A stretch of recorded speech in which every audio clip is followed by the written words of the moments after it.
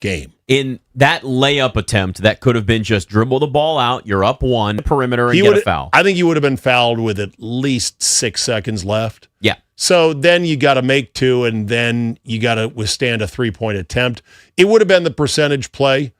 I thought, understanding the moment, you're like, instincts are, I've got it. I'm going to go in and try to score. He might have been fouled as well. That was another point of argument. The official L2M said, no, the ball, Anunoby got the ball first. The secondary contact was on his arm. So that's what the last 2-minute report said. Right. I'm just talking about a bunch of other things that he did wrong that people chronicled leading up to it. He shot 3 of 15 in the elimination game. I know. Well, it's terrible. They shot 8 straight threes when they were up a bazillion. Well, and nobody stopped to go, should we be doing this? They were just a walking brain fart in that game, and you realized that's it. He actually shot 34% the entire final, so he was not good overall. Yeah. But on the Knicks front, the Knicks are not built to be a likable team outside of New York because of the way that the media ecosystem, the East Coast bias, the New York-based ESPN shows, the guys like Stephen A. Smith constantly harping and banging on the Knicks. He does? Spike Lee, yes. Spike Lee is not particularly a warm and fuzzy guy that you say. Others get a little bit exhausted by the celebrities that are, of varying degrees of Knicks fandom. So they're not built to be liked. But if you're a sports fan and you did not find yourself really liking this team, then you have lost the plot.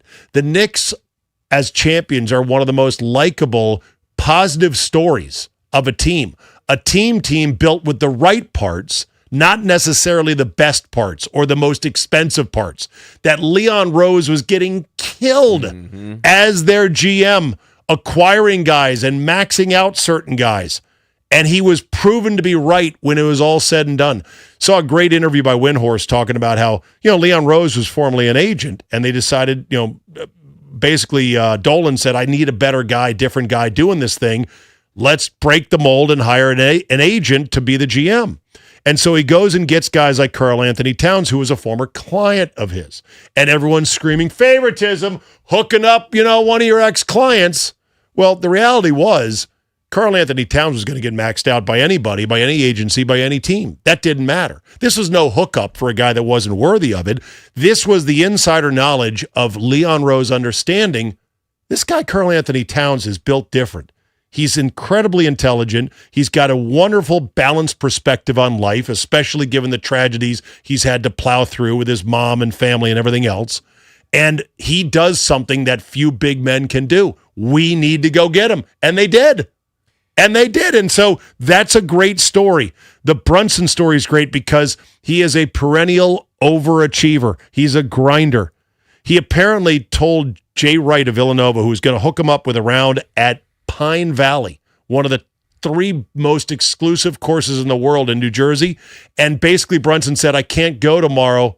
It's at 7:30. That's when my workout is. It was the middle of July. Can't play Pine Valley. I got to go work out in the gym. That eats at you. I can tell no, that it doesn't. As a golf guy. No. Oh, come on. Even a little bit of turning that down? No, respect. All right. To be able to stare that invite in the eye. Now, I would imagine by now he'll have more invites to more exclusive clubs than he can shake a stick at. But that's the kind of dedication. That is the true Bill Belichickian, no days off. No days off. So I want to hear on the other side of this break your Knicks fandom journey. It makes people mad when I talk about it now, too. I don't give a crap. No, I know. I'm just saying. It's funny how this has changed. You know what? You're mad? Be mad. Stay mad. Because I want to hear it from Nick on the other side. And then we should dip our toe in the water of the whole Trae Young situation. Because it was a fascinating thing to watch a number of prominent NBA types that apparently didn't see this as a possibility that he would opt out. And people were roasting those types, like Bill Simmons. When Bill Simmons is like, what are you doing? And it's like, did you not know this is a possibility? What happens next, though, is going to be interesting. We'll get to that as we carry on. For Grant and Danny at Czabe and Nick Ashooh right here on The Fan.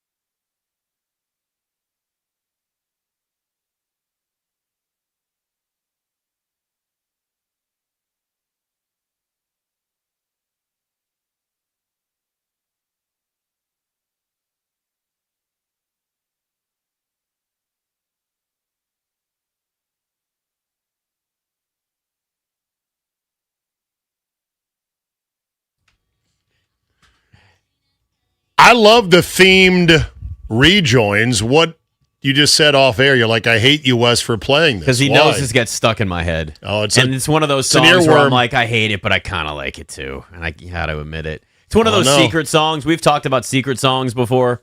Everybody's got those secret songs. You ever heard the mashup of this and Notorious B.I.G.? No. Oh, it's incredible. All right, hold on. Here comes the hook. Wait Get ready. it. Stand out for it. Here we go. You going to sing it, Czabe?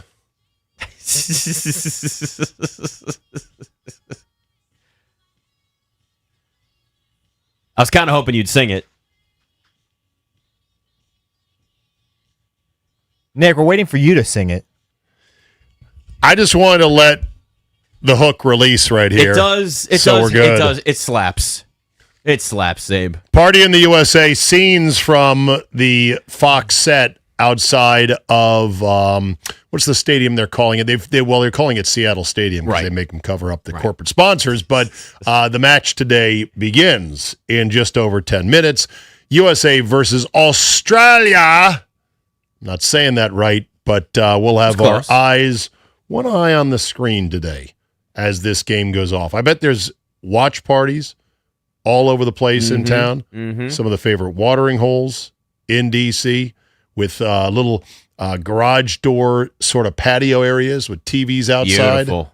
I mean, that would be a great place to be right now. Yes. As most of the city's hustle and bustle is hollowed out by the holiday, you can actually move around a bit today, which is great. Commuting in today to the studio was a joy. Well, good for you because it wasn't for me. Oh, no. Well, I took 295. I have to take 295 in. You came in from Annapolis. And I've never understood the idea of let's have fewer lanes the closer we get to the more populated area. I don't know who designed it. You ever go through parking lots or roads and go, I could do a better job than those engineers? I do that a lot. Yeah. You know what? And all these engineers have a great plan for traffic until another million people decide to live here and work here and have families here and commute here.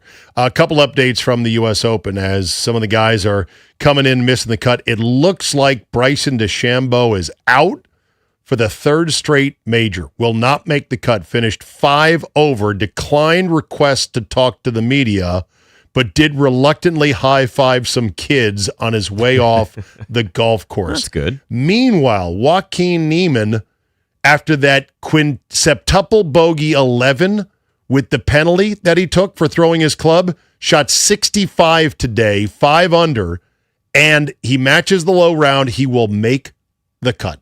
Making the cut with an 11 in your first 2 days is some nasty work, and I am here for it. Good job, you little shrimpy fiery Chilean.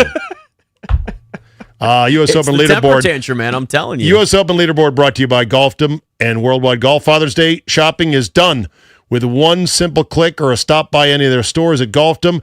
Get Dad some golf balls, a shirt, clubs, bags, shoes, you name it. $50 gift card works as well. Swing by Golfdom today and get Dad hooked up. So you have been a Knicks fan since what age? Since I started following basketball when I lived in New Jersey as a kid before I moved to Virginia, okay. So like maybe 8.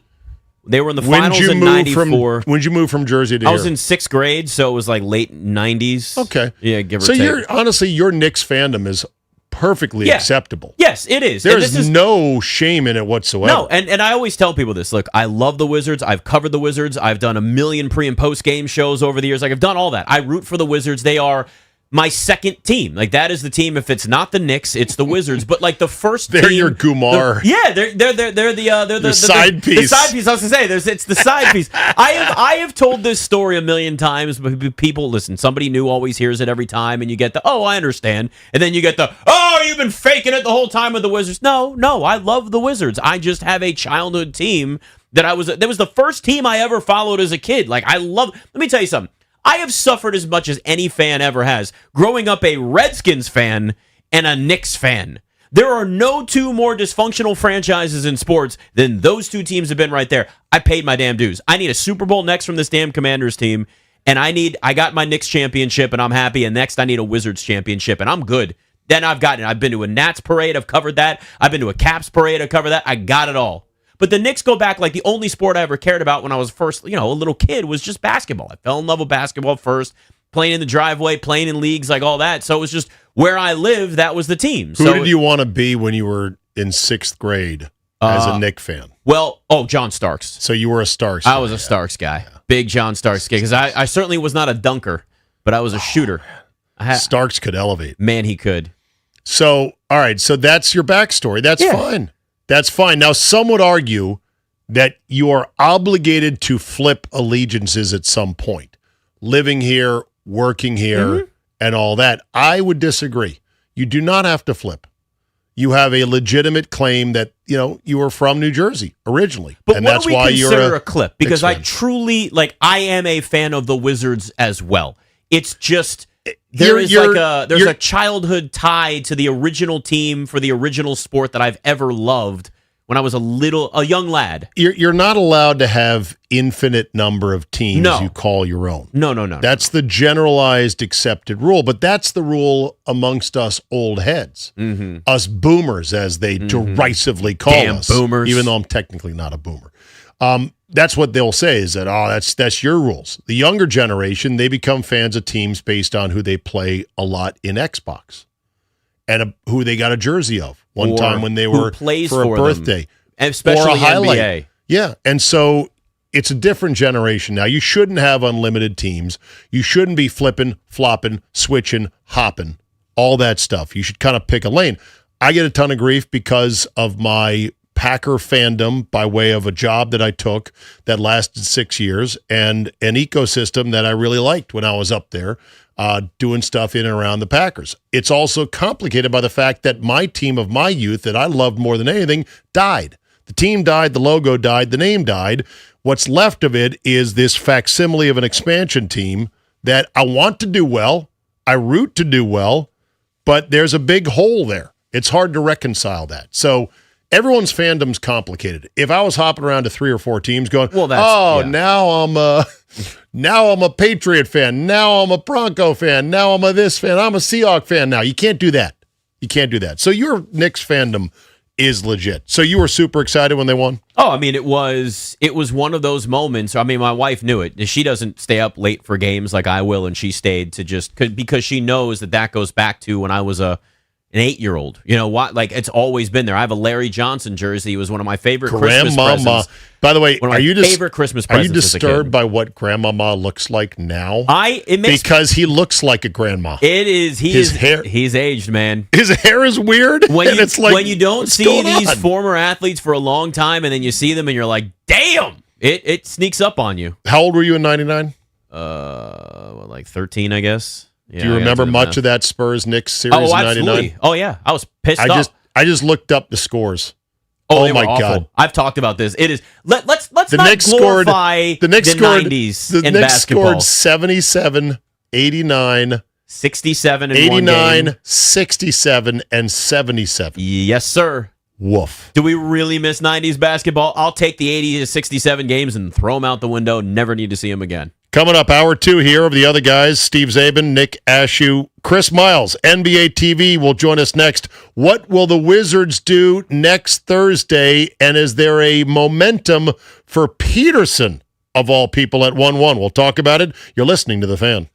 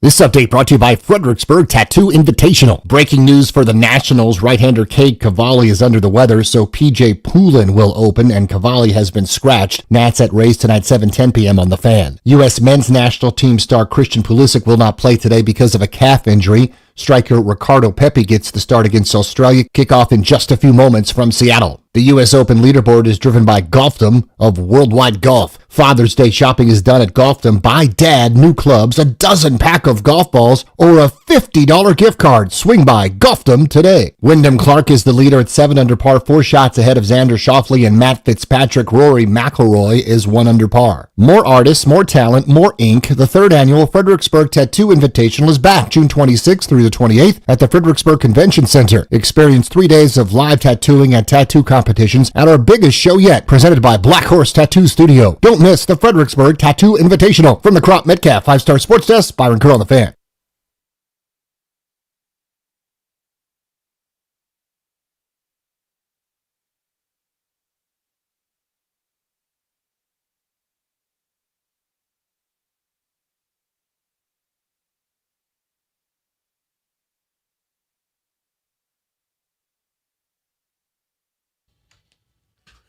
We're underway in Seattle.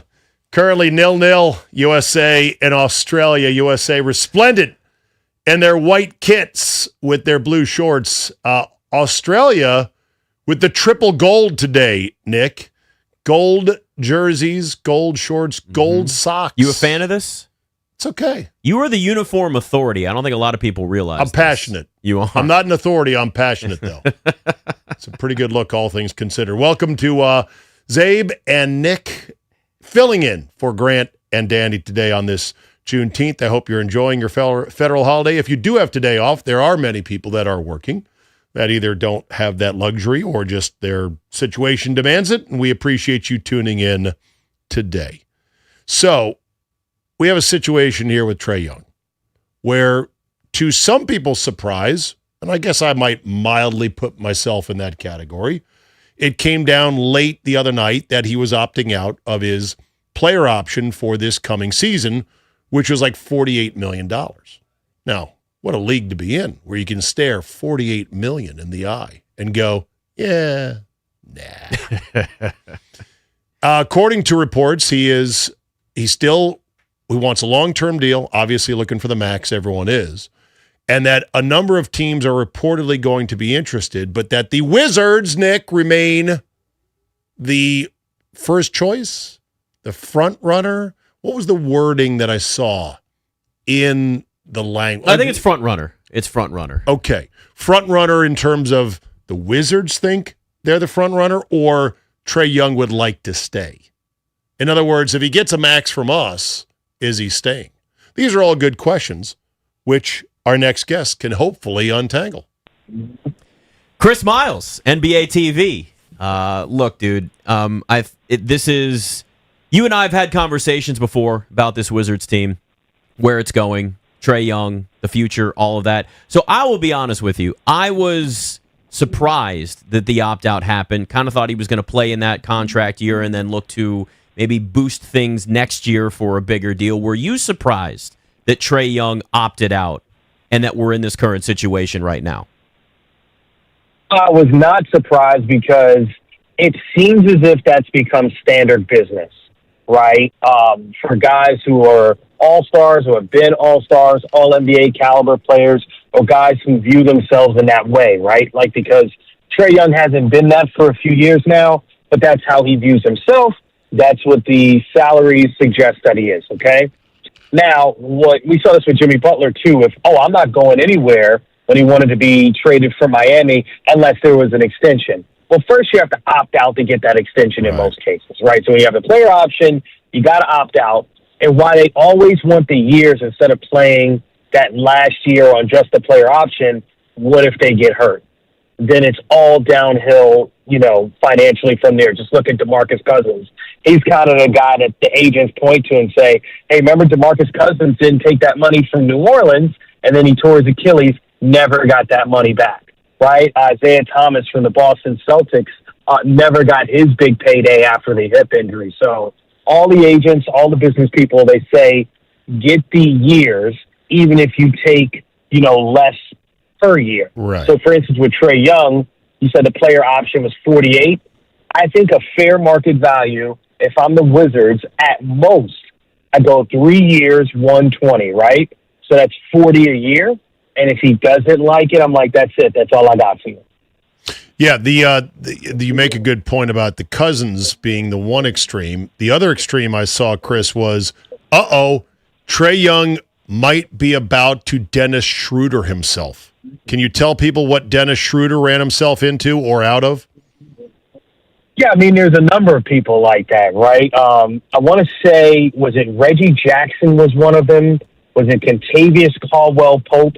It's guys that, like, they have the back then it was like 4 years, $80 million on a table. You walk away from that, and then you're getting like 10 or 12 a year. I don't think Trae Young's in that predicament because if you kind of look around the league, they're desperate teams. I'll give you an example. Sacramento Kings, right? If you're the Kings and you're like, all right, we're not going to get anybody else. Let's get DeRozan and Levine out of here. Throw that money at Trae Young. Chicago Bulls. Hey, who do we have on this roster? How do we sell tickets?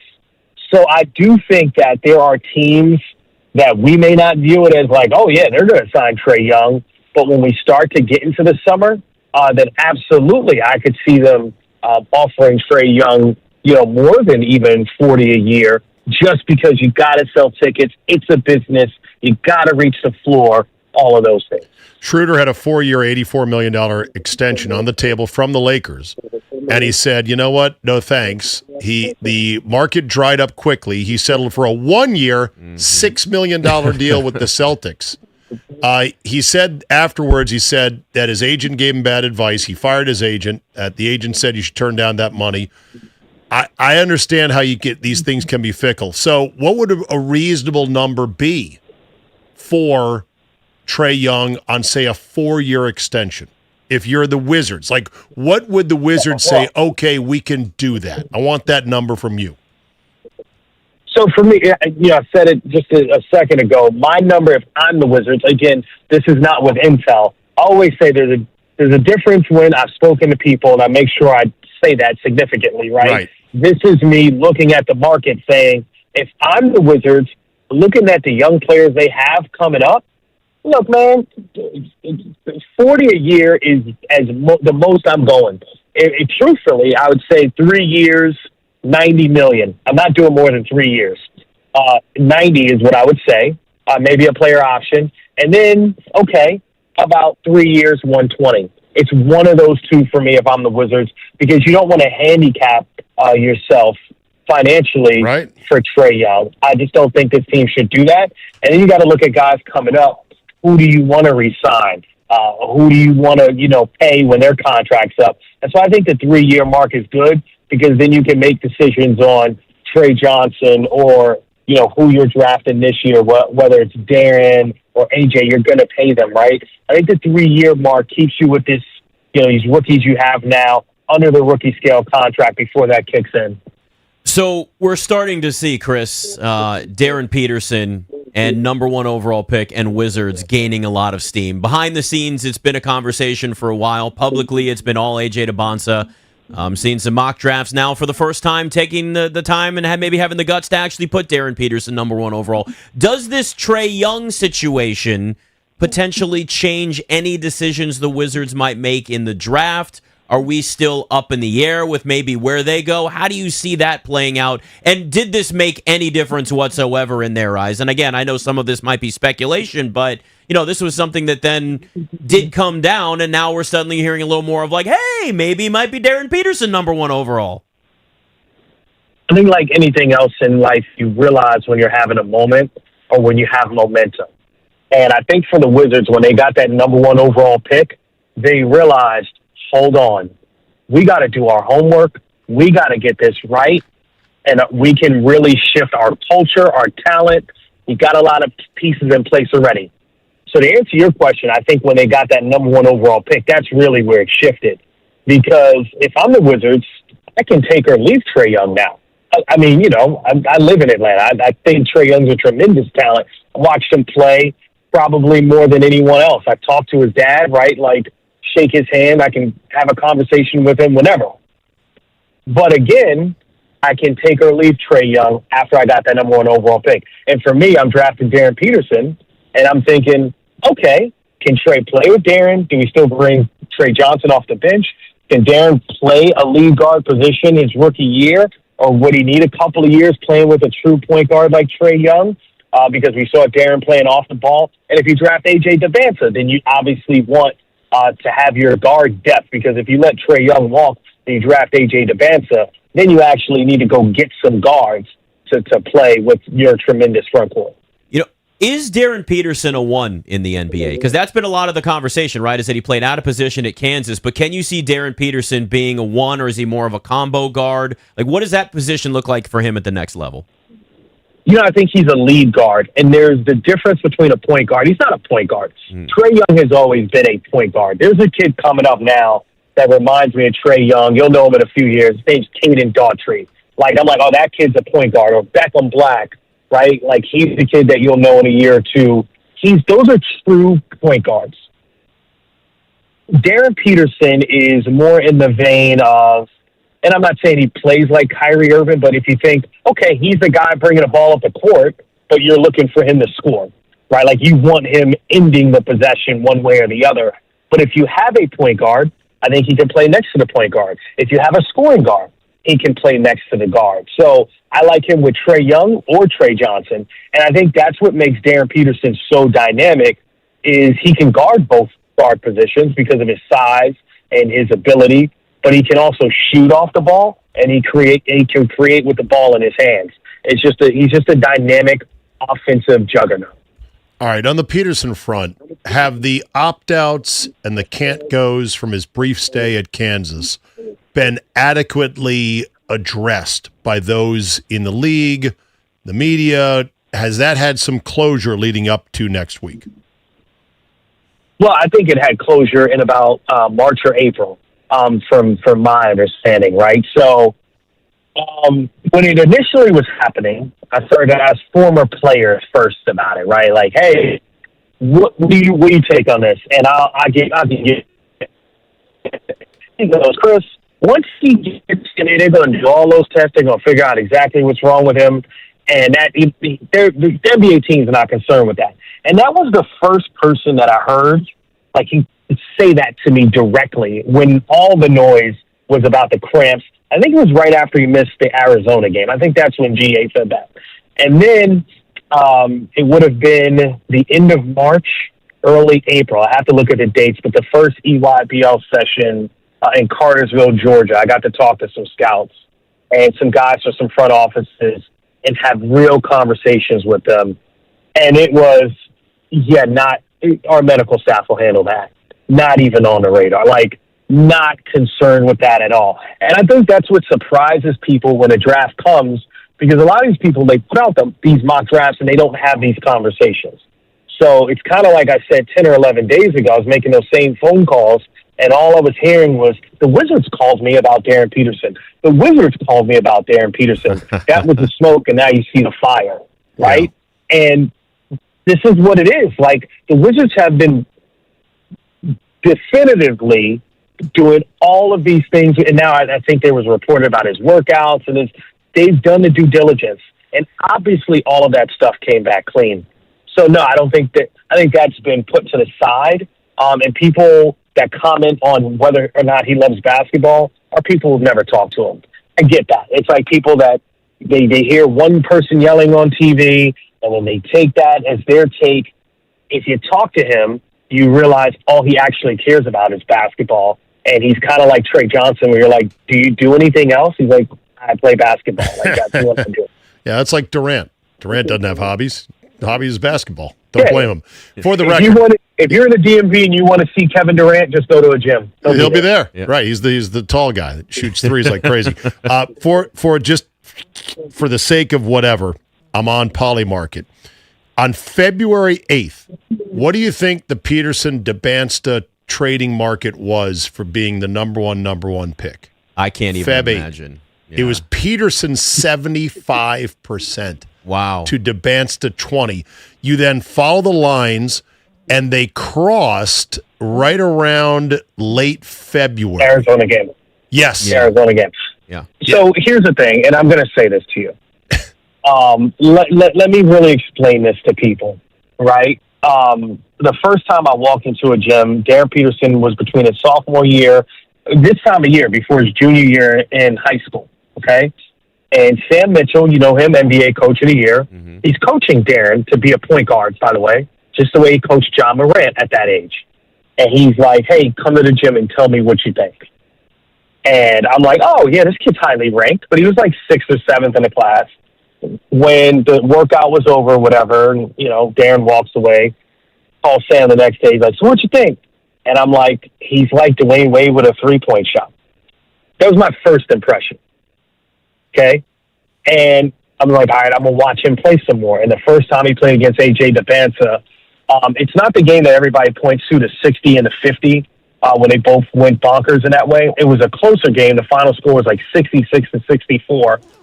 And I said, I've never seen a high school player make all the right decisions on both ends of the floor the way I just saw this kid do this.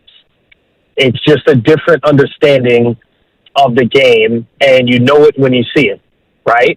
And that's what he brings to the table. And he did it. You can watch the Texas Tech game in college. Like, no one points to that. It was the first time he started finishing games at Kansas, and he finished Texas Tech. And then he finished the season. I'm like, we're saying how much he wasn't available, but he finished the year. And he was incredible in the clutch. And he's one of the most clutch players I've ever seen at that age. So, Chris, here's what I'm trying to figure out, because we obviously hear a lot of the narrative around AJ DeBanza, and then, you know, again, some stuff people will just repeat. They hear it, and it's just rinse and repeat, and it's not actually coming from anywhere. The phrase I hear a lot is there's more risk around Darren Peterson. We've gotten clean medicals. What? And again, like, I know you don't feel this way. At least I don't want to put words in your mouth, but I feel like you don't feel this way. Like, is there anything that's being said at this point that is a risk when it comes to Darren Peterson? Because I can't really figure it out. If we've cleared the way from the cramping and the medicals are good and all that, what is a risk at this point for this kid other than it's just maybe you like DeBanza more than you like Peterson? Yeah, the risk is you get this wrong and your franchise watches someone else become, you know, one of the greater players of the generation. Because it feels like one of these three kids, and if not someone else that we're not even talking about, because you know how that works. I mean, Halliburton, no one was screaming his name before that draft. Donovan Mitchell, no one was screaming his name before the 2017 draft. We were busy talking about Markelle Fultz and Lonzo Ball. Those are the two guys that people called me about, right? Like, that's what I was going on shows. Those are the guys I was talking about. We weren't talking about Donovan Mitchell. That's the other thing. What you're afraid of is getting this wrong in that way. And I say Markelle because, you know, I was the biggest pom-pom waving guy of his fan club, started watching him as a sophomore at DeMatha, right? So people are like, Chris, you told us Markelle was this. I was like, he messed up his shoulder, right? Like, that's what happened with the kid. I couldn't predict that was going to happen. And I think that's what people are a little afraid of here. Now, with AJ, he's also a physical specimen. I mean, he stands at 6'10", with broad shoulders. He plays above the rim. He has a good mid-range jumper and a decent enough three-point shot that you think this guy's going to be incredible when he fully blossoms. And if it wasn't for Darren Peterson, I would be just screaming the praises for number one for Cam Boozer, right? Or for A.J. DeBanza. But I do think when it comes to feel for the game, in the game situations, Darren Peterson has proven time and time again he's got a different knack on a different level. But those two other guys are certainly worth the number one overall pick in this draft and in any draft. All right, looking forward to it. The suits will be outrageous. The green room drama will be fantastic. It's a rite of summer. The NBA draft is coming up, and the Wizards are sitting at 1-1. Chris, thank you so much for being with us. We appreciate it. Thanks for having me, my friends. All right, Chris. Chris Miles TV on Twitter. We have an update from Seattle. Goal! USA! USA! A bit of a dirty own goal off a feed from Flo Balogun. Did I say that right? I think so. You were close. Bit of a dirty goal. We're A working lone on it. goal by Australia, but a good attack by Flo.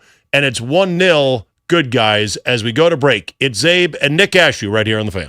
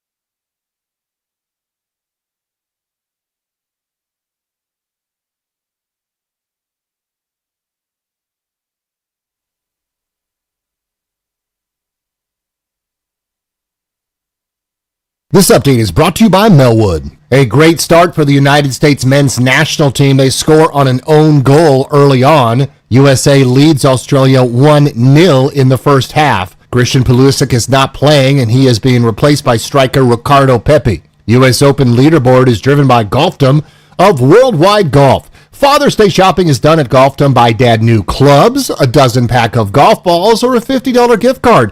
Swing by Golfdom today. Wyndham Clark in the lead at 7 under par, 4 shots ahead of Xander Schauffele and Matt Fitzpatrick.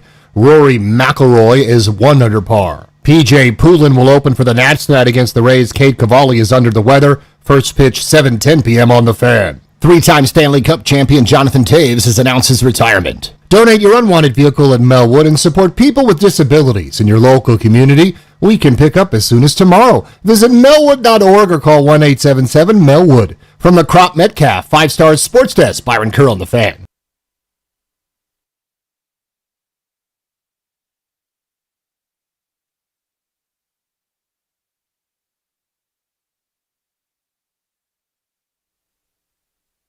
Daylight, they converge on it very quickly. Balogun, it's a step on Shirkani. Balogun to the byline. Balogun into the middle. Dead!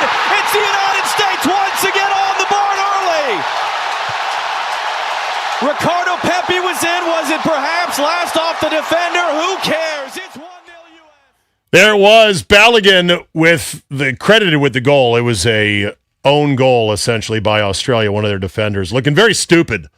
I know it's easy to look stupid in soccer when you're trying to make sure to clear a crossing attempt and not kick it into your own net. You get caught in an instant on the wrong foot, right? But I watched the replay and I was like, you dummy. Like, you must feel so dumb. Idiot. Why did I do that? I just kicked into my own net from 2 feet away. Welcome back. Czabe and Nick Ashooh here on The Fan. Nick is already touting the fact that we've had a breezy 90 minutes so far. I said, it's fun, baby. I'm like, I am having fun. We got the positive vibes of a Friday in the middle of summer. USA up 1-0 on Australia. But I said, we're too early in the show to start running 3 times and punting. We can't be running 3 times and punting. What I was saying was, look at how much has already gone by with all of the fun stuff that's happened right now. By the way, we now have the pronunciation correct. Balogun is what I keep hearing now. It's like late again. So I was told wrong by people that said Balogun. Balogun. But here's the bigger thing. That does not count as a goal. I did bet a Balogun anytime goal, but since he deflected it, well, it was an own goal, but he was the one that touched it, and then it's deflected off of an Australian player. They don't give that to the last touch? It goes to Cameron Burgess in the 11th minute for an own goal officially. That's how it's officially scored. On your book, what book are you using? FanDuel is where I bet that. Okay. So I'm disappointed that doesn't count, because if I could hit that first half money line and that, I'll be good. I'll just call it a day, my friend. That is so weird, because in hockey, you get credit as the last touch. Yeah. If it's an own goal, deflection. Not in football, my friend. Not in football. It's not the same. Okay. I don't get a sense of how the lads are playing. Let's ask our jersey wearer producer, Wesley Clark, who maybe has had more time, and the audio, because we don't get the audio in here. Up 1-0, that's good, but how have the lads looked? They look great. Their set pieces have been nice. Their crossing near the goal have been good. I mean, they seem to be over on their side of the field a lot. Whenever I look up, and that's always a good sign. Always a good sign. Playing very aggressive on defense. Okay. Are we good at soccer now, guys? Hey, are we maybe good? That's what Glasser said. He's like, we're good now. Yeah, PJ, I think we might be good at soccer. It's kind of incredible to watch them and like how good they are, and you expect them to like score goals. This is fun. Can we do this every World Cup? I know we got a long way to go. I know we've got to play more games, but so far it feels pretty fun. Are you moving the needle, boys, behind the glass on what is a good result from this year's Cup? Because prior to this, a good result was just winning one knockout game by most consensus. Mm-hmm. Win a knockout game. What's a good result? Maybe we should start aiming higher now. Like, if let's say they win this today 3-1, 2-0, now you're really in good shape. You can rest more than just Pulisic in the third group play game, and be ready to start kicking ass in the knockouts and set your sights a notch higher. Maybe Elite Eight. Well, it all depends on the draw, right? So after group stage, when we get to the knockout round, depending on where people finish in group stage, we'll see the bracket. I think outside of like Argentina, France, England, like any of the big teams, Spain, at this point, I would kind of feel comfortable with like the U.S. maybe winning a game against any of those teams. If they played Netherlands or Belgium or any of those kind of teams, I think they could beat them. Okay, that's fair. By the way, figuring out who plays where, I printed out the FIFA chart of Did you really? Well, it's Good great. for you. No, it's brilliantly done. It does it by day, shows you all the matches, color-coded by group. It's got the start times, the country abbreviations. It's still very small. I got to put on my little microscopic old man readers to be able to read it, but it's nice as a one sheet for the whole damn tournament. But then once you get to the knockouts, it's like W3 versus D4, and so it all depends on where you finish, because there's wild cards. That's the W's. Mm-hmm. So there's more than just where you finish in your group. There's wild cards.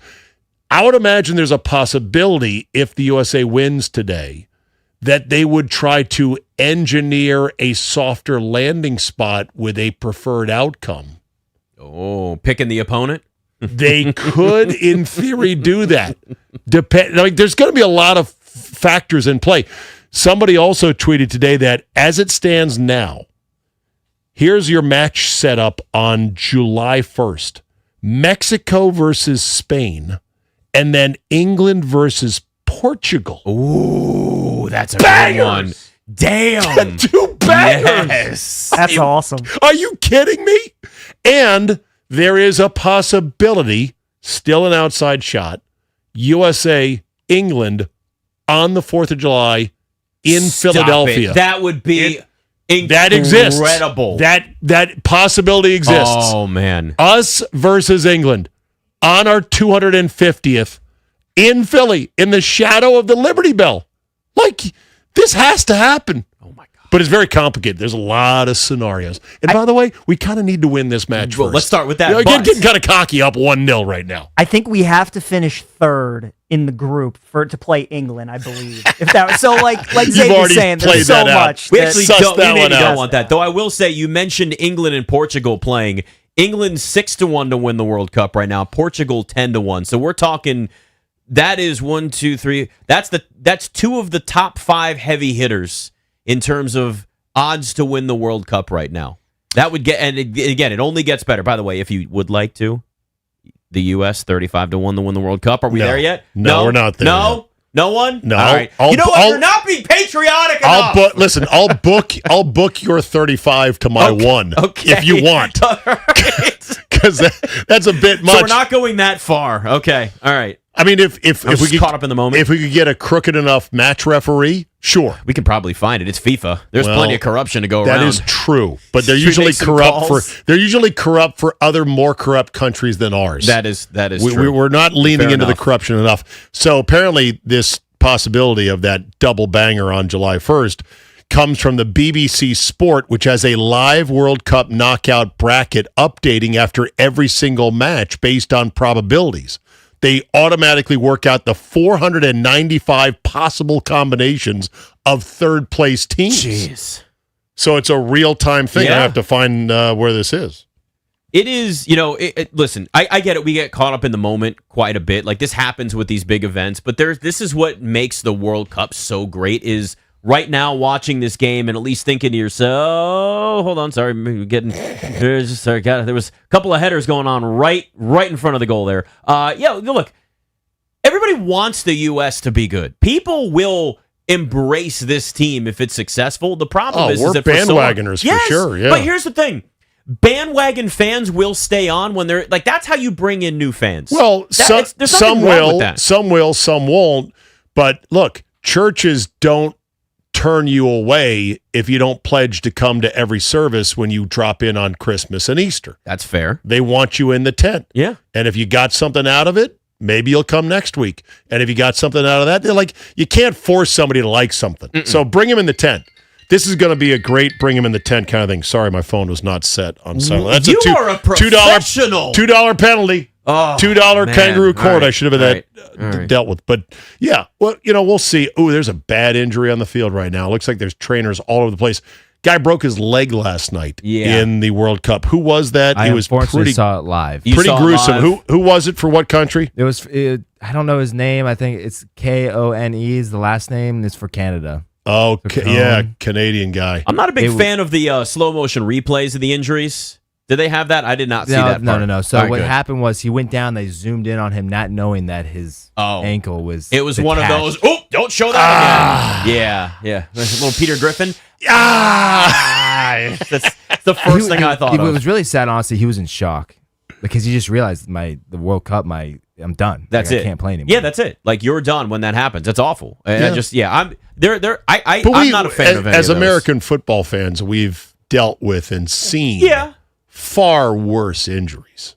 Oh, sure. But that's my point. I don't want to see any of that. I'm okay. We had a guy. I'm okay. We had a guy die on the field just in the last couple of years. Well, yes. And he came back to life. Yeah, this is true. And then they became a special teamer. And there were conspiracy theories about, I don't really think he's actually alive. Body double. God, we're the stupidest people sometimes. that got any traction whatsoever. It was a lot. Because he's on camera and it's like, is that Damar Hamlin or is that a body double? They're not showing his face. And then later you see his face and it's like, are we going to stop this now, guys? Yeah. It's exhausting to keep up with. I got one thing on the parade real quick before we take a break. Okay. And that is, whenever you get a couple million people, what do they estimate the crowd at? Close to 2 million? It was 2 million for the Knicks parade. Some didn't like it because they thought it should have been through the Canyon of Heroes in Midtown. Instead, it was around City Hall and it was a couple side streets. Mm-hmm. I think the politicians kind of screwed it up, but that's just what happens. That said, when you get that many people around, it's inevitable that a couple of bad apples and idiots are going to put out a unfavorable face to the fan base. I don't want to say ruin it because I think that's too strong. Nothing was ruined. They had a parade. Tyler Kolek got mistaken for just a regular fan. Got harassed by cops. Guy plays 63 games this year for the Knicks, but because he's a 6-foot white guy, they just assumed he was a super fan. Hey, what are you doing there? Yeah. But there, and there was some women that were taking turns twerking on top of light poles. I saw that too. Pulling each other off by the hair to go, bitch, get off! It's my turn to twerk up here. Man, just craziness. But this one takes the cake. This one is in the here's why we can't have nice things.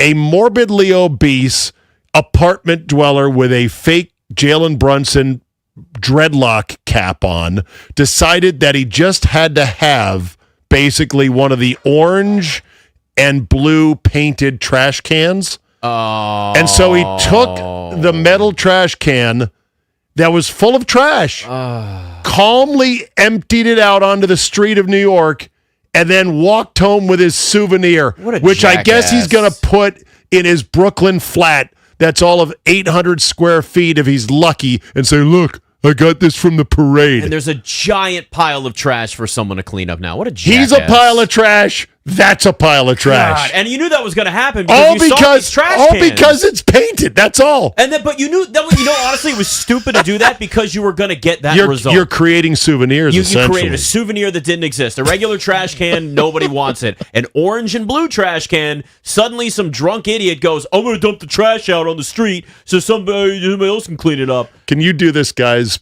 voice, not even having heard his voice? Just give me the voice you know. I think I'm going to empty out this trash can real quick. And look at this. I got this from the parade. It's so cool. Someone else is going to clean it up. Yeah, that's what he looks like. That pisses me off, man. Now someone's got to clean that up. You're the worst. That garbage can is going to sit in his apartment, and it is going to fill up with Burger King triple stackers for weeks and weeks and weeks. This at least he's going flame grilled. That's good. I guess so. That's a good thing. No, that pisses me off, man. I hate that. Okay. Still 1-0. Don't have my glasses on. I think it's 1-0. Yes, you're squinting. Good. Okay, I can see that. Just put your glasses on. Right, they're right there. Well, the near stuff needs no glasses. Right. The far stuff needs the glasses. Listen, I can be on score duty if you want. I got my contacts in. All right. U.S. Open update on the other side as well. We roll on. It is Czabe and Nick Ashooh here on The Fan for Grant and Danny.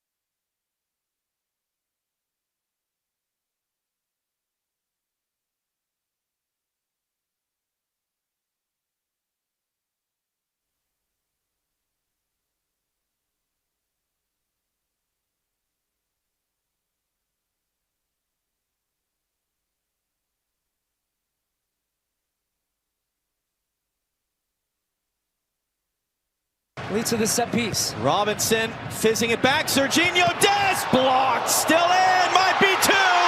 Is two. Or maybe not. The flag comes up for offside.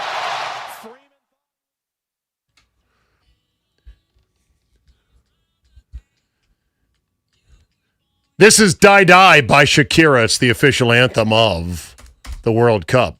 She's all right. She's my type. Not bad. Shakira. Not bad. Die Die. Die Die. Not a great call right there. I forget who was that on the call for Fox. John Strong. Mm-hmm. Not a great call. Goal stood after a video-assisted review. Onside, and Alex Freeman with the header to make it USA 2, Aussie. Oi, oi, oi. Nil. Yeah, that's right. As we approach halftime. We're in stoppage time of the first half, 7+ minutes into stoppage time as we come back from break. That goal happened right as we had turned the mics off. Goal!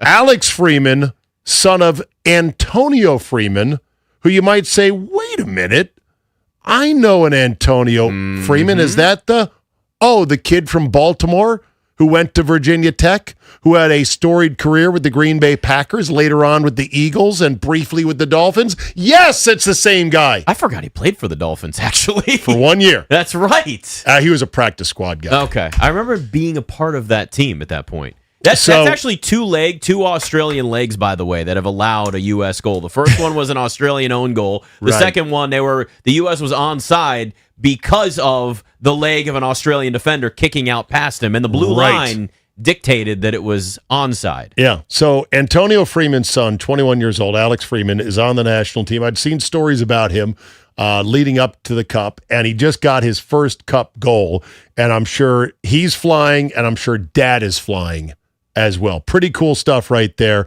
And I got to say this about VAR, Nick. I hate replay. I do. I know you with every do. fiber in my body. But I'm almost thinking maybe it works now in soccer because of the tech. Maybe because, and I saw the graphic where they basically used computers to draw the line of the Australian defender's leg was here and the U.S. player was here. We know this empirically by the cameras and the computers and everything else at the moment the ball was past him. So would you be okay with robot umps and robot refs in all sports? Well, we're getting closer in baseball. I know. Yeah. That the ABS challenge system is proving to be quite impressive. Yeah. Even though many players are losing challenges. Catchers are losing them, pitchers are losing them. But a lot of them are right. And some of the calls by the umpires are so bad. It's just kind of crazy. So I think in certain ways, maybe. The problem with replay in football is there's too many subjective things. Starting with, when was a player down? Was his knee down? Was it his shin? Was it his ankle? Was AI his will finger be able to down? handle this soon enough. You say that. Of course it will. I don't know. Shot on goal. No. Good save by the keeper. Looks for like, though, Australia. that first half money line's going to hit. Let's go. You're already spending that money up 2-0? Already spending that. It's first half. That's it. I know. Australia's not scoring 2 goals in stoppage time here. That's I'm not a good worried. point. I'm not worried. I'm good. Man, USA pouring it on. You know, and I made a prediction for the Instagram from you guys of 9-1 USA, and you mocked me.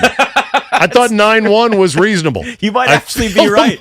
I had 2-0. By the way, what if? What if the second half becomes a slaughter fest? You get to and live that 9-1 forever. comes home. It'll be the greatest dumb call ever. Greatest Czabe prediction that we've ever had in the history of mankind if this game ends 9-1. I'll say that. And there we are, officially halftime, and the U.S. is up 2-0 on Australia. Man, Love we it. are having ourselves a World Cup. Our U.S. Open leaderboard brought to you by Golfdom Worldwide Golf. Father's Day is coming up on Sunday. Shopping is done in a jiff, whether it's one click online at golfdomgolf.com or by dropping in any of their stores in Tysons, Annapolis, Rockville. Whether it's golf balls, apparel, shoes, clubs, you name it, or just a $50 gift card to give to Dad on Sunday to go, look, Dad, go get yourself something nice. Swing by Golfdom today and get your dad hooked up. Right now, the afternoon wave is battling warm, sunny, but breezy and increasingly firm and treacherous conditions out there. Nobody is really going low in the afternoon wave. So it looks like the Wyndham Clark 700 total is going to be quite safe for a while. He's 4 shots ahead of Fitzpatrick and Schauffele And Harry Higgs now, he's making a bit of a move. So he's at 3 under in the afternoon wave right now. Max Grazerman is 3 under. But it looks like, Wyndham Clark, who nobody really likes, is going to have a 4-shot lead for the weekend. Why doesn't anybody like Wyndham Clark? He's a Todd. Okay. He is an arrogant Todd who won the U.S. Open at LACC a couple of years ago, then fell into a ditch with his game, acted like he was better than everybody, and it's like, bro, you haven't cracked an egg since you won the U.S. Open. Maybe slow your roll. And then he started damaging things on the golf course. He started throwing his club. He almost hit a volunteer at Quail Hollow at the PGA after a bad drive. He then destroyed his locker at Oakmont at the U.S. Open last summer. And there were photos of it. He never really apologized. He's now finally coming around to owning up to it. So he's got a ways to go in that regard. But he's not going to run away with it. Like, I am confident in saying he will not win this at 7 under. The winning score at Shinnecock by Sunday night will be no better than 4 under. That's my prediction. Okay. No better than take 4 that to under. the bank. There you go. I'll take it to the bank. Let's see what some of the names are doing this afternoon. Do we have time here before the hour is out? No, You're we going to gotta drive next 2 hours, right? I'll take over the next 2 Okay, hours. we're gonna Wes stop. is yelling and saying, go to break. I can see him in there. Wes, you're 17. Shut up. We're stopping for Hey, I a can decide to Slurpee, and we're getting some Skittles, and then we're switching Then we'll drivers. switching driver seats. That's fine. Scheffler is still out there right now. He is +2. Will make the cut, but otherwise not going to be much of a factor. Leesburg's Michael Brennan is in at +3, so he will make the cut. Good for you, Mikey Brennan. Not so good for the amateur Austin Riley, also from Loudoun County. All right, quick break. Hour number 3 coming up next. It's Czabe and Nick in for Grant and Danny.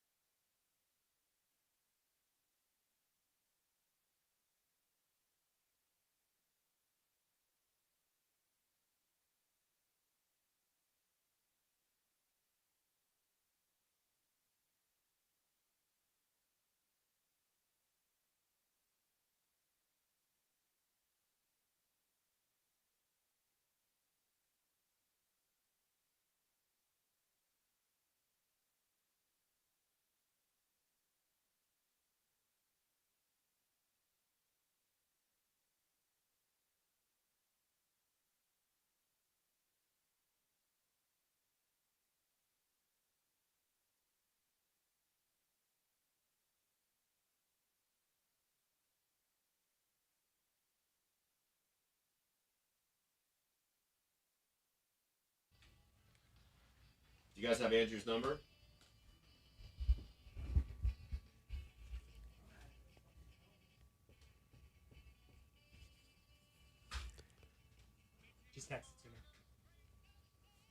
Nick Ashooh, Steve Czabe, in for Grant and Danny. I told you we were switching. You got to drive now. It's not about me. You're trying to get your seatbelt buckled here. You're trying to get your soda in the cup holder. I'm not going to call them out on what's going on behind the scenes. I'm sitting in the passenger princess seat now. I've got my snacks. I got my Skittles, and I got my phone out after 2 hours of driving saying, okay, I can scroll now. Yay. We will talk to Andrew Pissarro in a couple of minutes here about the first half of what we just saw in this game with the U.S. up 2-0 right now.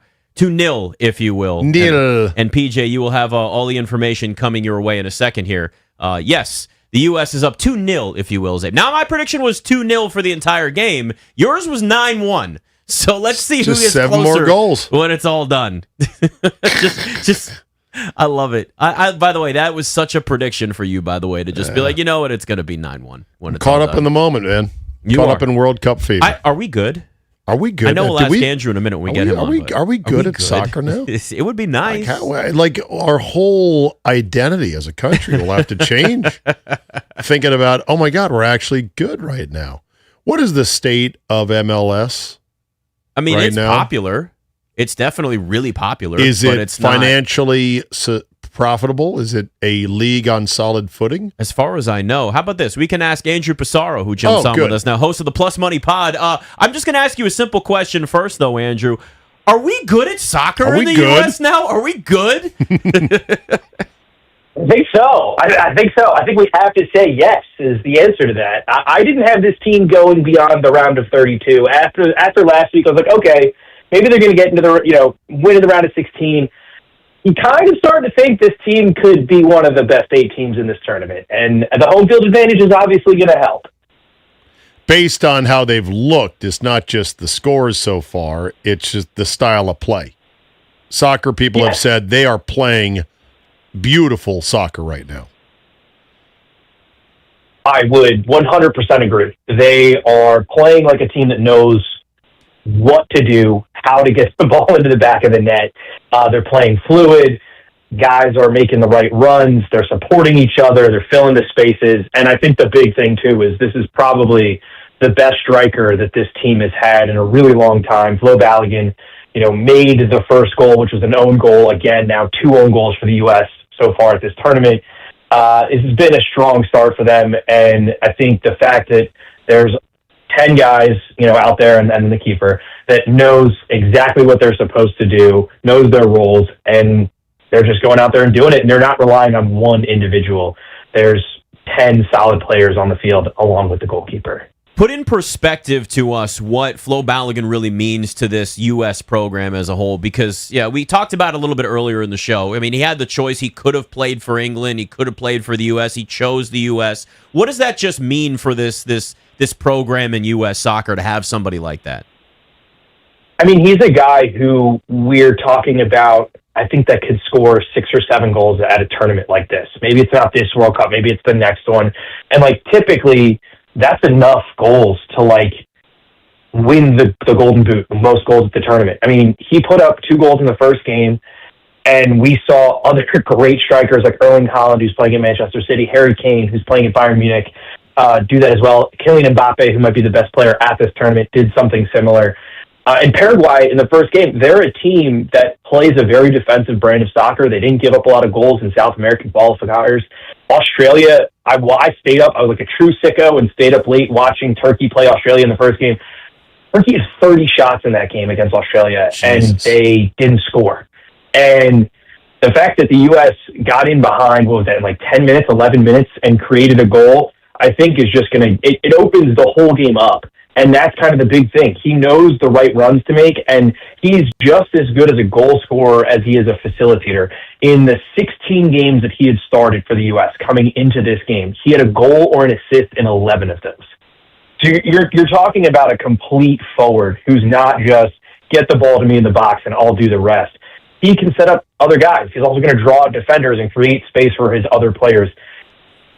I don't want to say like the comp is like, a Nick Backstrom, but that's the kind of, if you're not a big soccer player and you're a DC sports fan, Nick Backstrom could do everything. He was obviously going to set up Ovechkin, but if Ovechkin was out, he could go and get the hat trick himself, and I would compare Balogun to that a little bit. All right, let's talk about this coach, Mauricio Pochettino, Argentinian. Even though his choice in shirts, he's got some TJ Maxx discount rack gray shirt that is apparently Lucky shirt. You hate this shirt. I don't even know what it is. It's got 2 giant pockets on it. It's oversized. I don't care. Because he seems to know just the right buttons to push. And there was a big story, Andrew, about how he personally kind of helped rehabilitate one of our former stars, Gio Reyna, who had kind of fallen off and fallen into disrepute. And basically Pochettino's like, no. I know how to get to this guy. I know how to make him a valuable guy. What are your thoughts on old Pochettino? He's a guy he's coached around Europe quite a bit. And the places that he's had success are the places that he's had a good crop of young players and there's not a lot of ego in the room. When he was at Tottenham, he got them to the Champions League final, which for a club like Tottenham is a huge achievement, even though they lost.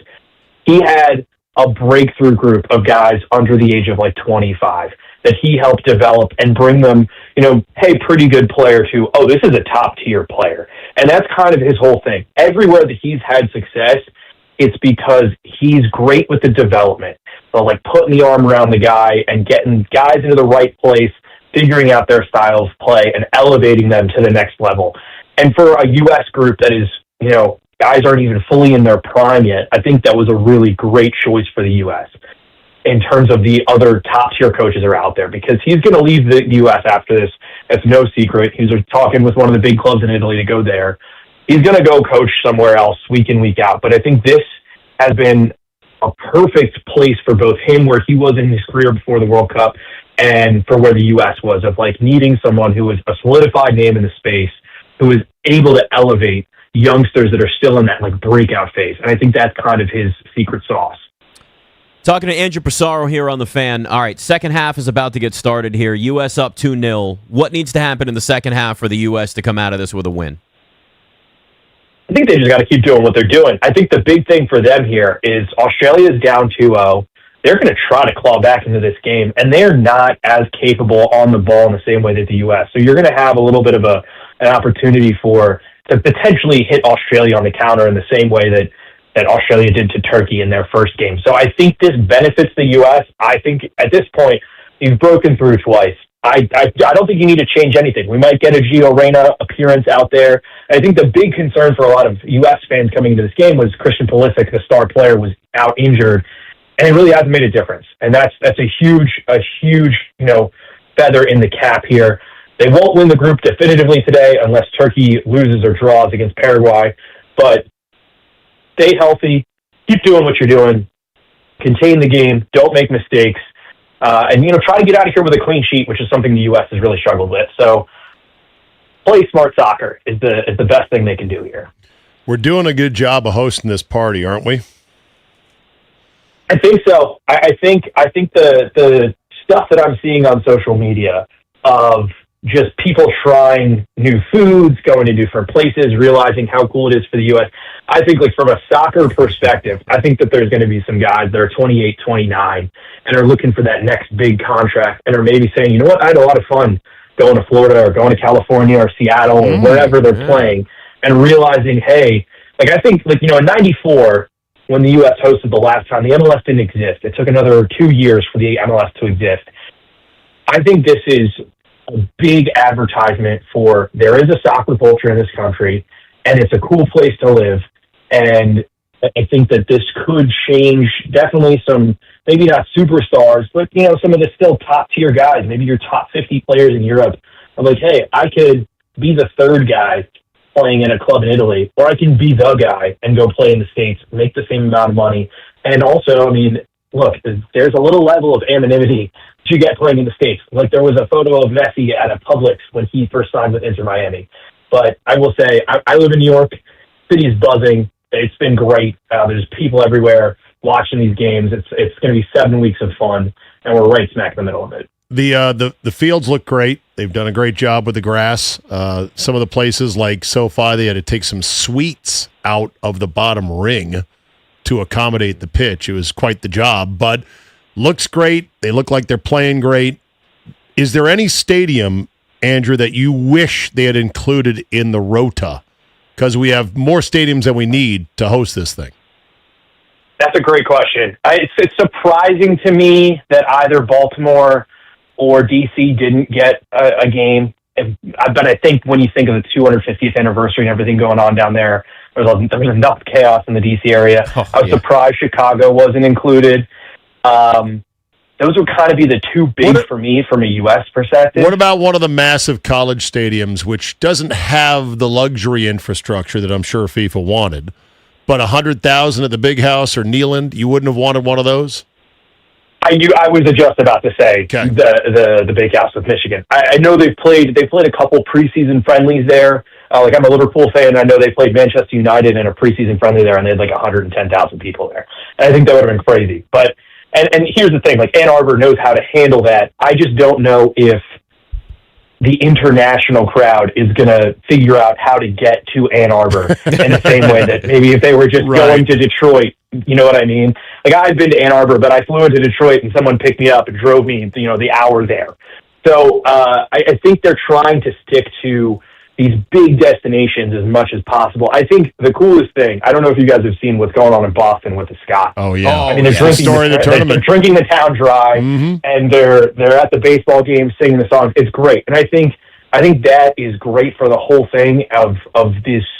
I'm going to Croatia against Ghana in Philly at the end of the month. I'm excited to chop it up with the fans, meet the people who are coming in from out of town. It's been a very cool situation. I think the college stations would kind of be the last place that I would want to get them to, but like Messi and Argentina played at the Texas A&M Stadium. They found College Station, and it was an incredible event, and the fans loved it. But you're right; they probably put them in the right cities. And look, if we had a stadium that wasn't a dilapidated dump that dumps sewage on fans' heads, then we probably would have won the bid. 2030. Well, here's the thing. I've been saying this for a little while. I think we're going to get another World Cup in the U.S. in the next 12 to 16 years. DC will get a game there. The way they have this set up is I think there's a real good chance. They can't host it for a couple. So, yeah. Andrew, I'm with you too on the just seeing people experience the U.S. for the first time. Not just players, but fans, and obviously what the Scotland fans are doing up in Boston is awesome. I am concerned about some of their digestive systems, though, because a lot of them aren't used to these American portions in this food. I'm worried that some of them are going to tear their stomachs up, but I think it's going to be worth it with the way that I'm seeing them eating. Injuries that probably matter more, though. They showed Christian Pulisic on the screen a couple of minutes ago. Are we concerned? Is this more precautionary at this point? I know it's obviously very early in the tournament. Is this something, obviously we're going to keep an eye on it, but where is your, if this result holds, he's probably got just sit him another out 2 the next weeks. game, right? Like at this point, I feel like he's just going to be able to rest up until you get to the more meaningful games, right? That's 100% right. And look, I'm not a doctor. That's my mom. But I will say this. The thing with him is he's had injuries. He had a lot of injuries in the back half of the season for AC Milan, who he plays with week in, week out. So I think if there's one guy on the team that you're kind of, I don't want to say handling with kid gloves, but you're exercising caution, it is him, because he does kind of complete the system and take it from being like a really good system to borderline elite. And you want to be careful with him. You're seeing Brazil do the same thing with Neymar, who's the leading goal scorer in their national team's history. And he's not going to play against Haiti tonight. And it's a little bit of a situation of Brazil should win that game with or without him. And to some extent, no disrespect to your Australian listeners, the U.S. should beat Australia with or without Christian Pulisic. So you want to have him healthy for a knockout game. And I think that if there was a situation where this was a win or go home, I think he would have been on the field. Maybe not for 90 minutes, but probably the last 30. Scotland, Morocco tonight in Boston. That's going to be pretty special. There was almost a threat there. Nick, you're watching the TV? I saw this breakaway opportunity for the U.S., but just tipped away by Australia. Almost made it 3-0. 3-0. Was that Flo again? Yes, it looks like it was. They look aggressive, Andrew. They really do right now. They still are continuing to keep their foot on the gas, aren't they? Well, here's the thing. You've got a few guys on this roster that aren't guaranteed starters for this team, which is exactly what you want. You want guys that have to go out there and earn that spot. And there's competition on this team. So it's like, hey, if you go out and show that you can score here, they're going to have a game in a couple days against Turkey. And then there's, another game potentially after that, that it's like the best teams in the world are the ones that have a ton of competition. And it just raises the level. And I think that this group has a lot of depth, and therefore, again, you're going to see Gio Reyna get out there. He's going to try to score again. And it's not just, to say I scored at the World Cup. It's to say that I want to start Game 3. And that's what we want. Yeah. Real quick on the media front, I had no idea, Andrew, that Alexei Lalas was so polarizing. Yeah. U.S. soccer fans have a lot of opinions about him. Is to say the least. And does anybody like him? I would assume his wife and kids and his parents. But, so in other words, he's sort of like the Skip Bayless of soccer. I think so. I think that's a good way to put it. Look, he's going to go out there and he's one of those guys. He likes to stir the pot. Is the best way I can describe it. He's very good at that. But I do think that the space has changed a lot in the last 6 to 8 years, and I think there's a lot of other places where you can go and get some other content covering the sport, and I think a lot of people are choosing to make that at this time. Okay. All right. Fair enough. Before you go, you mentioned Scotland, Morocco. That's at 6. Brazil, Haiti, Turkey, Paraguay later. Those are the later games. Anything you like in those? Any predictions you got for some of those later games today? I've had a future on Morocco to win the group at 4-1 since before the tournament, so I'm not taking Morocco in any way in this game. But if you didn't do that, Morocco to score twice is even money. That's team total over 1.5. I like that. And then on the Scotland side of things, their captain is one of the best players in Italy, Scott McTominay, shot on target, is -110. He's done that in 8 of his last 10 games for his national team, scored a sick bicycle kick for them on their road to qualifying for the World Cup. Big game player. This is a huge game for Scotland, playing in their first World Cup since '98. So shot on target, for those unfamiliar, that means it has to go in the back of the net or the keeper has to save it, and that will cash for you. So those are my 2 plays there for you. And then we'll have plenty more for the weekend's great slate coming up. Might tail you on that because the U.S. money line first half just hit for me, so I might just roll it over into that and tail you. Andrew Passaro, the Plus Money Pod. Make sure you check that out. Great stuff, man. Really appreciate you coming on.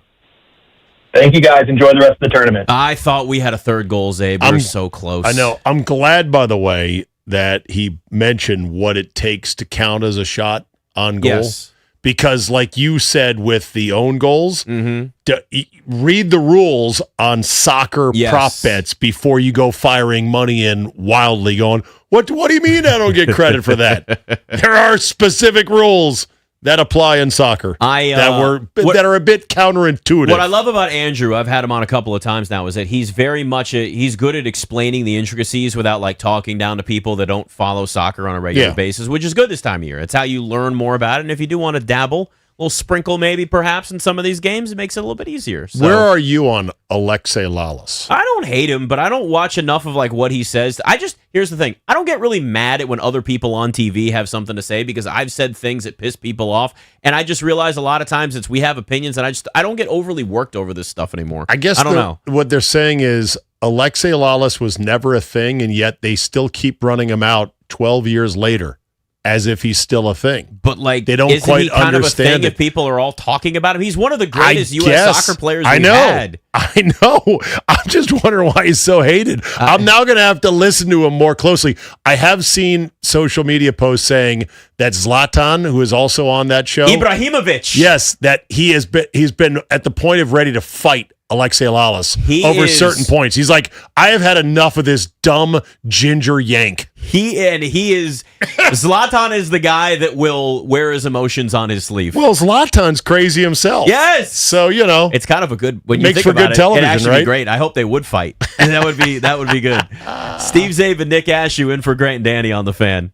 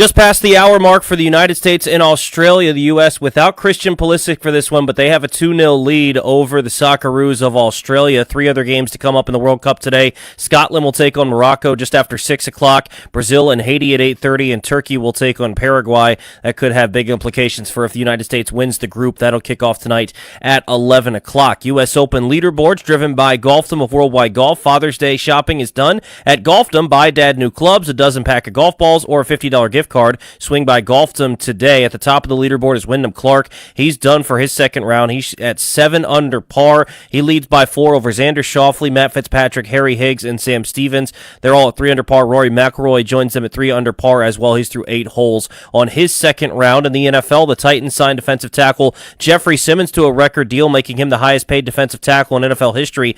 3 years, $105.8 million, $100 million guaranteed. Baseball, the Nationals take on the Rays tonight in Tampa. 7:10 first pitch. P.J. Poulin will get the start for the Nationals after Cade Cavalli was scratched with an illness. Griffin Jack starts for Tampa.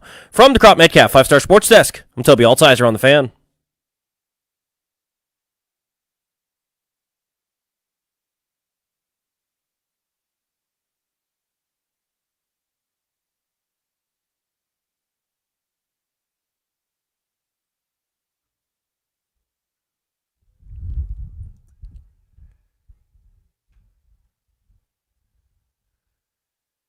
It's still 2-0. The U.S. over Australia in the 64th minute. We're about to head into there. Nick Ashooh and Steve Czabe in for Grant and Danny. Almost had a third goal early on in the second half. A breakaway that was just disrupted by an Australian defender. Glorious sunshine up there in Seattle. I thought it rains every day. What Late happened? June. Well, the only other times we see Seattle is during football season. That's true. And once we're done with September, good luck finding a shadow the rest of the year anywhere up there at Lumen Stadium.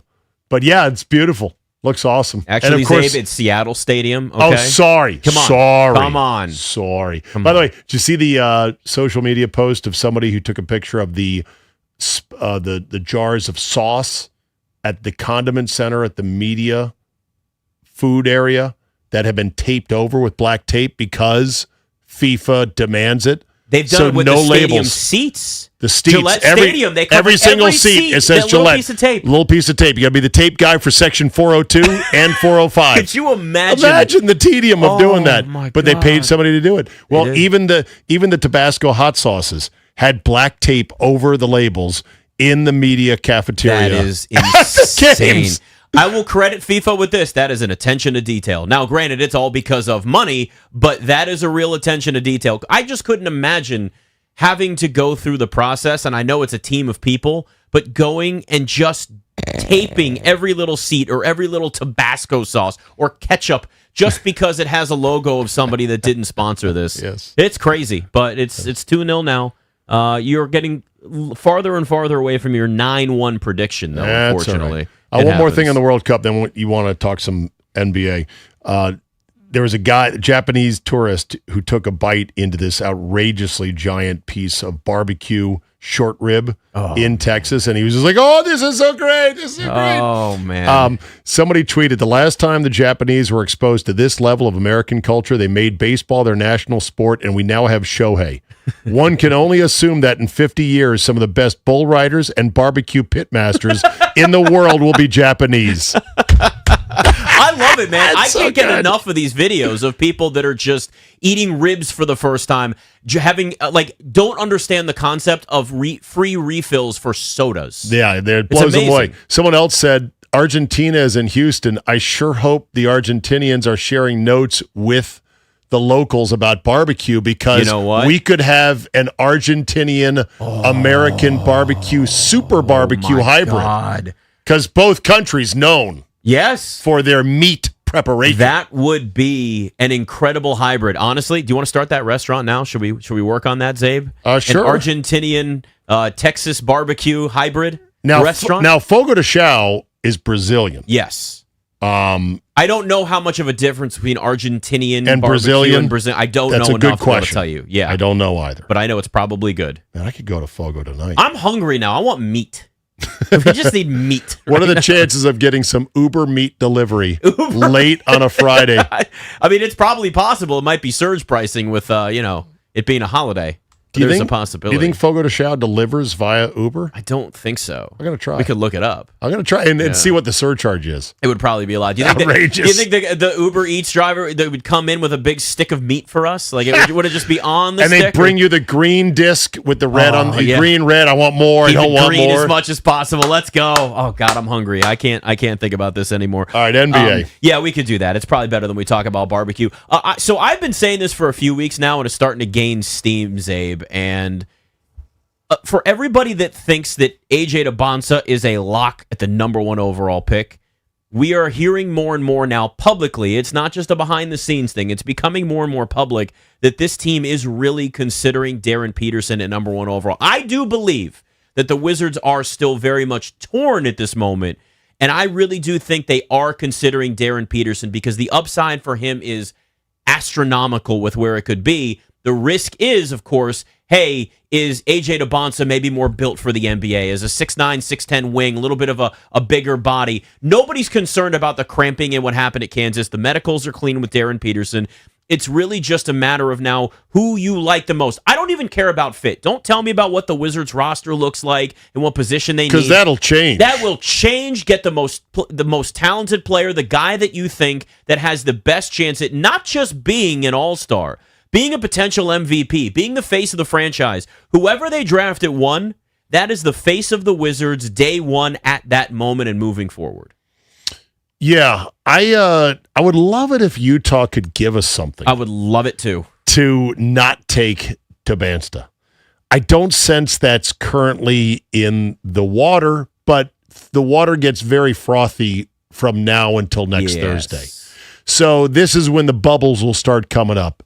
I'd be fine with Peterson. I can see where the logic is. Peterson is sort of like a born to be an NBA player for 15 years kind of guy. Mm-hmm. Debonsa has a more intriguing physical package of all the things that he can do. You and I have no idea, though, because we haven't sat and talked to them or their parents or their coaches to really get a sense of, but who loves basketball more? Who wants to be great more? Because just being in the NBA is only half the battle. You then have to get in the NBA and start advancing your game notch by notch, day by day, year by year to truly be great. And not everybody's built for that. So I can't judge that between the two guys. So I don't know. I'd be okay with Peterson, but I do worry they're going to screw this up because it'd be peak Wizards to get the one rubber chicken of the two. One guy's great, the other guy's a rubber chicken. You want to do a rubber chicken sound? You ever seen those videos where the people push the whole video, the whole group of them? Yeah, look, and that's really the biggest concern. And somebody said this to me recently. I was talking to about this, and I think it's a good point. Is that the one thing for the Wizards here is that if you were to draft Peterson over Debonsa, and there you go, do it again. Okay.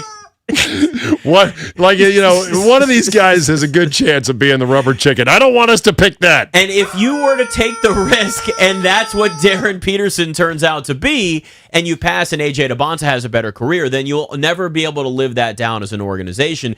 If you draft Debonsa and Debonsa has a very good career, but Peterson has a better career, it'll be revisionist history, but people won't look back on it as much and say, oh, well, you passed on Peterson, you were stupid. Most people saw Debonsa, at least publicly, as the number 1 overall pick. Yeah, this comes down to public perception, but that's what the organization's got to decide. But I'll tell you this, Michael Winger and Will Dawkins, they're keeping everything close to the vest. They've got that Oklahoma City Thunder mindset in terms of being quiet, thinking about the future, which is why I still think, and there's rumors now that are starting to circulate, 2 things. One, that they are trying to now trade back into the first round for a second first-round pick. Oh, boy. And there are teams like the Knicks that have 2 first-round picks that don't want both of them. They might trade out of that. So what do the Wizards do in this sense? They do miss out on an opportunity. If Trae Young had opted in, you could trade him, and you maybe move up and get like another lottery pick. Apparently, the Wizards may even consider trying to get a lottery pick. So don't think that just what they do at 1 is the only thing that they're going to do in this draft. There could be other trades on top of that. The Giannis trade might go down by then. So there's going to be this sort of fallout or a trickle-down effect with a bunch of other things that are happening in this draft that, one, are going to make it fun as hell because there's going to be all kinds of chaos that happens beyond that. The Thunder might want to move up. So, like, the Wizards could get involved in a lot of other ways here, too, potentially. The Jazz thing and the trading down 1 spot, I mean, you've got the Ainges involved, and Danny Ainge is running that front office, this team president, and think about what he did with the Celtics. He traded back from 1 to 3, got Jason Tatum. The Sixers drafted Markelle Fultz. So, I just think I don't think he'd look at it as that unless the owner says, hey, I really want to Bonson make this happen. Yeah. He went to BYU. I'm a BYU alum. The connections are all there. That's the only way I think that the Wizards get lucky enough to get extra things added to a trade, which then I'm doing it. If you can get another great young player, a future first-round pick, and you get the number 2 overall pick, you have to jump at that opportunity. So the draft will be the first big storyline inflection point, which is who do the Wizards take at 1-1? Is it Peterson or DeBansta? Then there's going to be a bunch of other storylines that quickly flood into the zone, starting with the Giannis trade that seemingly is kind of being held up at this point because the Celtics are like, well, just give them to us. This is enough. And the Bucks are like, are you crazy? The Bucks like the Heat's offer better right now, but they would still like that to be even more. Problem is the Bucks held on to Giannis too long. Yes, they did. They missed their off-ramp. So now they're going to have to take a weird set of left turns through the hood to get back onto the highway. It's going to take a bunch of more minutes, but that's because you missed the turnoff. You missed the turnoff last year. You stupidly thought Miles Turner will fix things.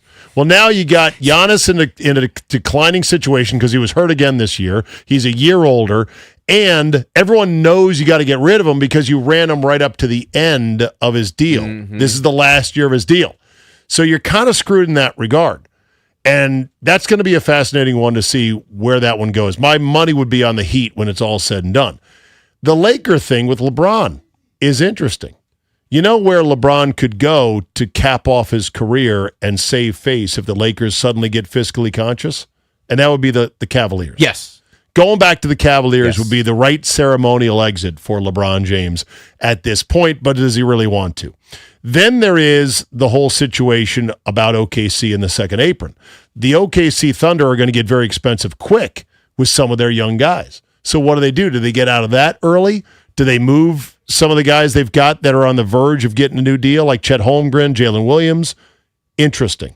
And then you've got the aspiration investigation on the Clippers, which is still not resolved. They're like, we're still working on it. What do you need to work on?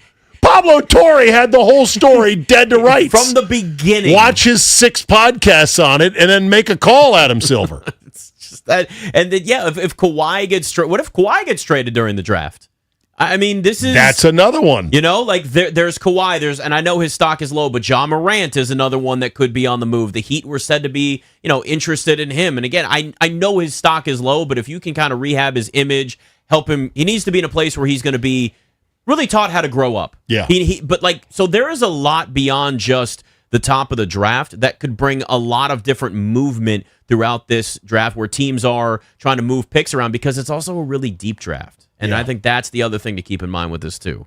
It's going to be a juicy summer. So, looking forward to it. I'm still hoping the Wizards trade down, though. I think that's the thing. If you could go down one spot. You still want to trade down out of this? One spot, though. Just one. Oh, only 2. one. No, only to 2.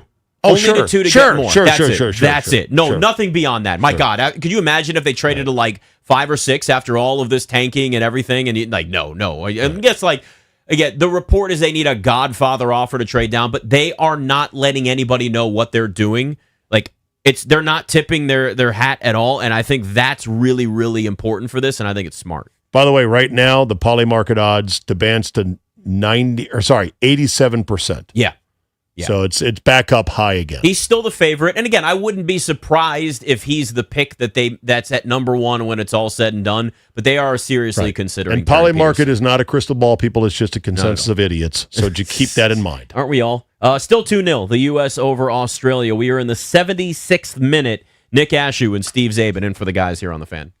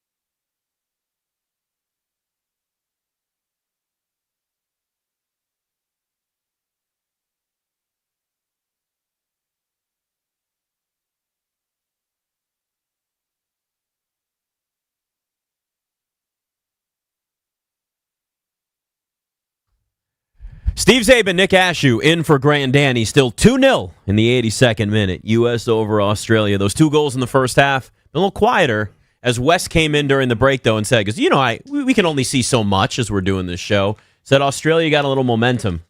I don't see enough. I don't see enough momentum here. No, not enough. Momentum is a fickle beast, though, and you never know.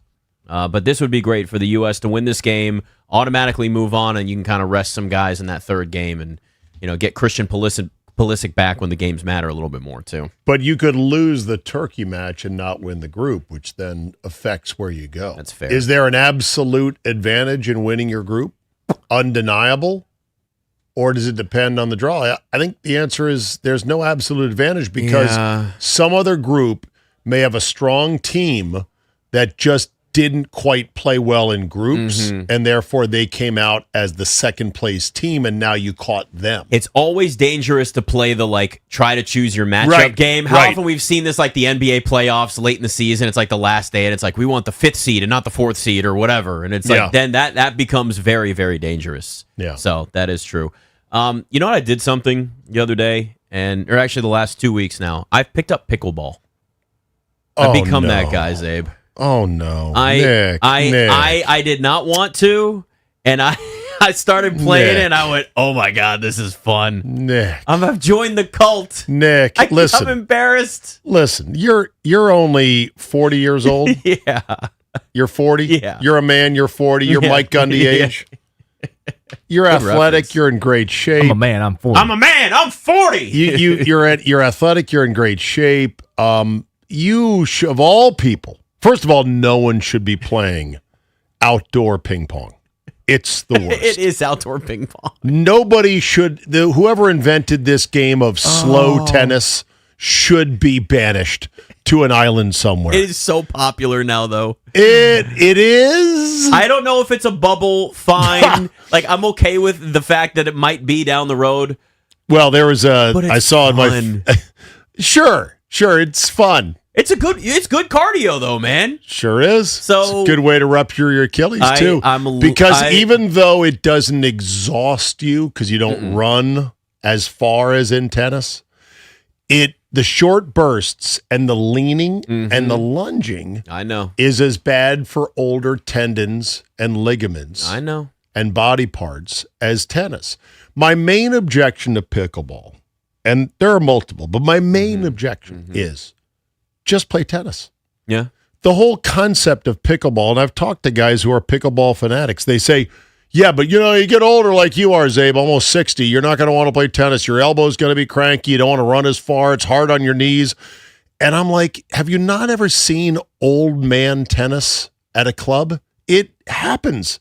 It exists. It's a slower, poochier game, but it's still tennis. It's a furry yellow ball.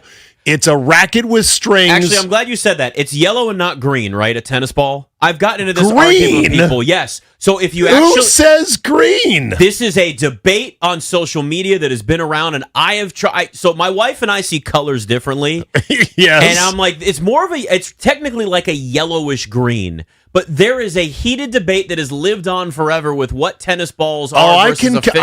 I can kind of yellow to me. First of all, yellowish green, really. The reason that, and I knew this from reading it somewhere, and I'm looking at it right now. The reason that I instantly say tennis balls are furry yellow is because they are officially optic yellow. Optic yellow is the official. According to the International Tennis Federation. I can see, though, how they give off a slightly green hue. Electric lime. I'm looking here. So the official hex code is CCFF00, in case you're wondering. But on the color spectrum, I go by RGBs, not hex codes.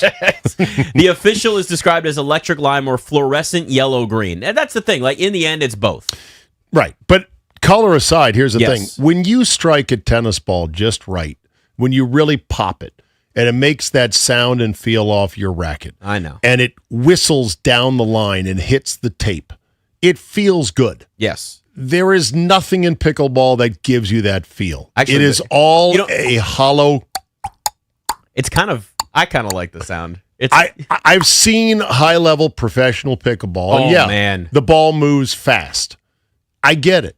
but it's not as satisfying as tennis. No. Just play slower old man tennis and don't worry about the little outdoor ping pong. That's my main complaint. But if you love it, you love it. And so God bless you. Don't blow out your Achilles.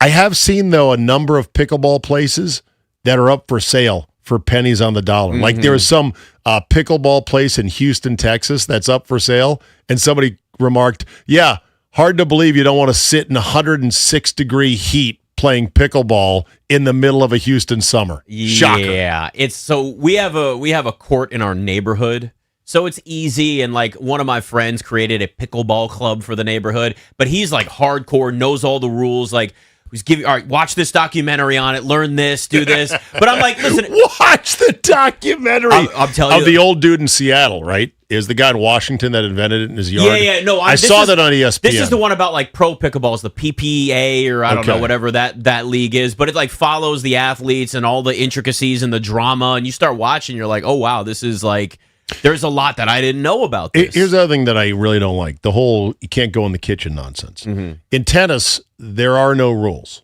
other than you have to hit it after one bounce. This is true. That's it. But you can hit it. Same you can thing hit with pickleball.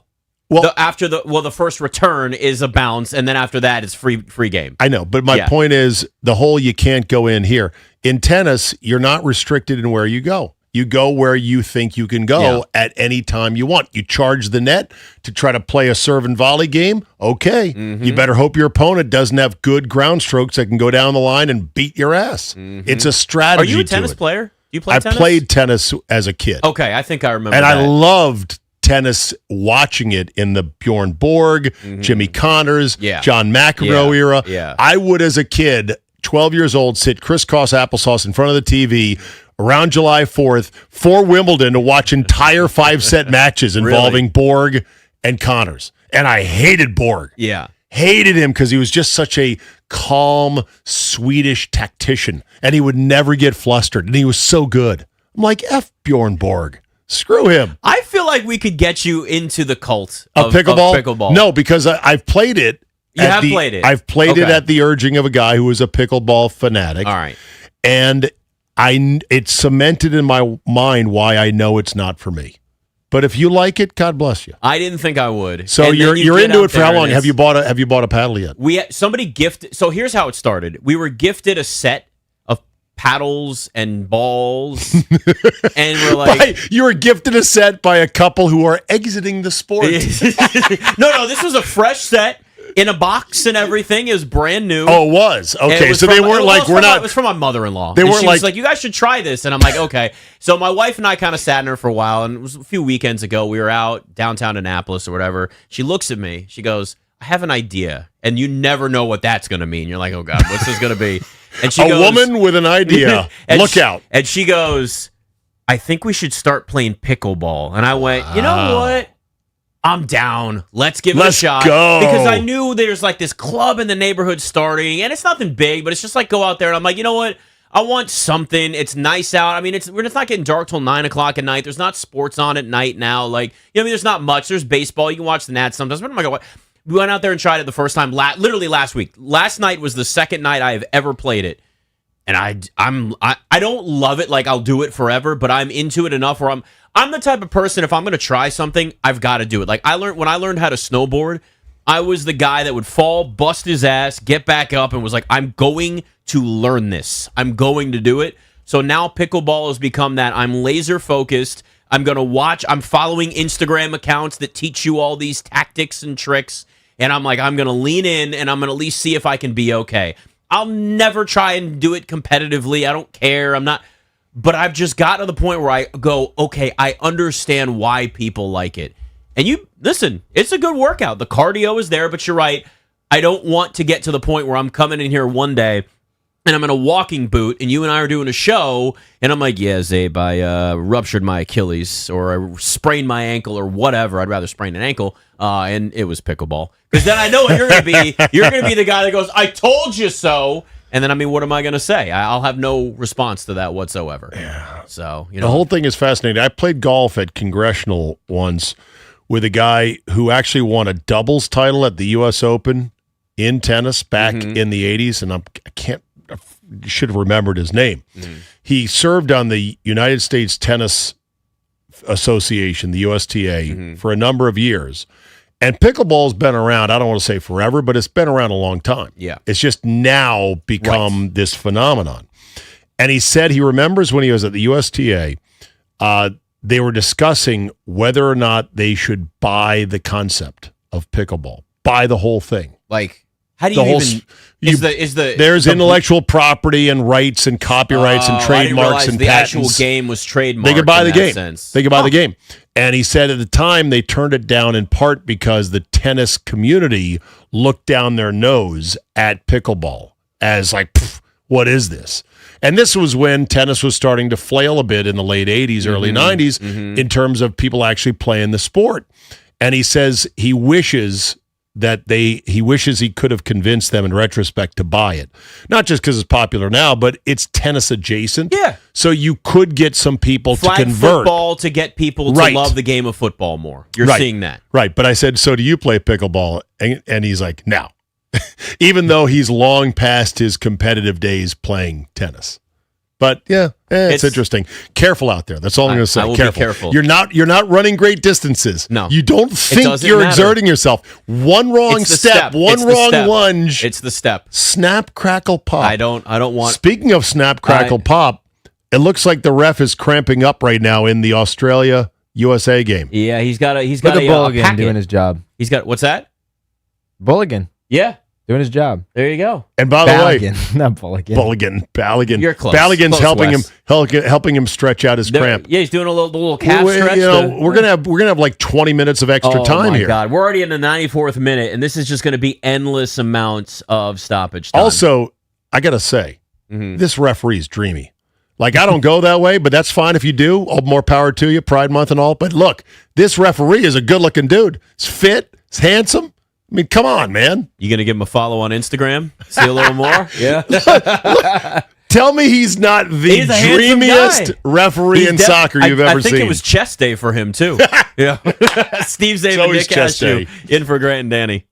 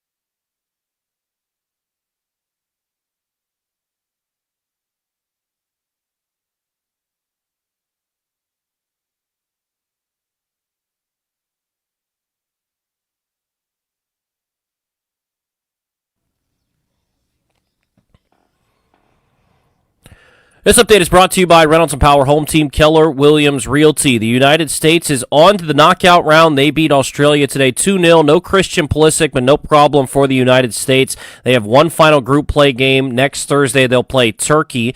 Other games today, Scotland will take on Morocco at 6. Brazil takes on Haiti at 8:30. And big one tonight for Group D, Turkey versus Paraguay at 11 o'clock. The United States will win Group D with a Paraguay win or a draw. U.S. Open leaderboards driven by Golfdom of Worldwide Golf. Father's Day shopping is done at Golfdom. Buy Dad new clubs, a dozen pack of golf balls, or a $50 gift card. Swing by Golfdom today. Second round action. Wyndham Clark atop the leaderboard at 7 under par.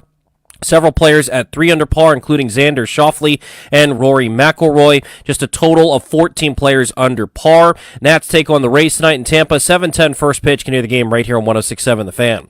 Want to hear the fastest way to know what your home would sell for? Reach out to Empower Home Team. Simply text your address to 800-763-3000. No phone call. Just text your address to 800-763-3000. That's 800-763-3000. From the Crop Medcap 5-Star Sports Desk, I'm Toby Altizer on The Fan.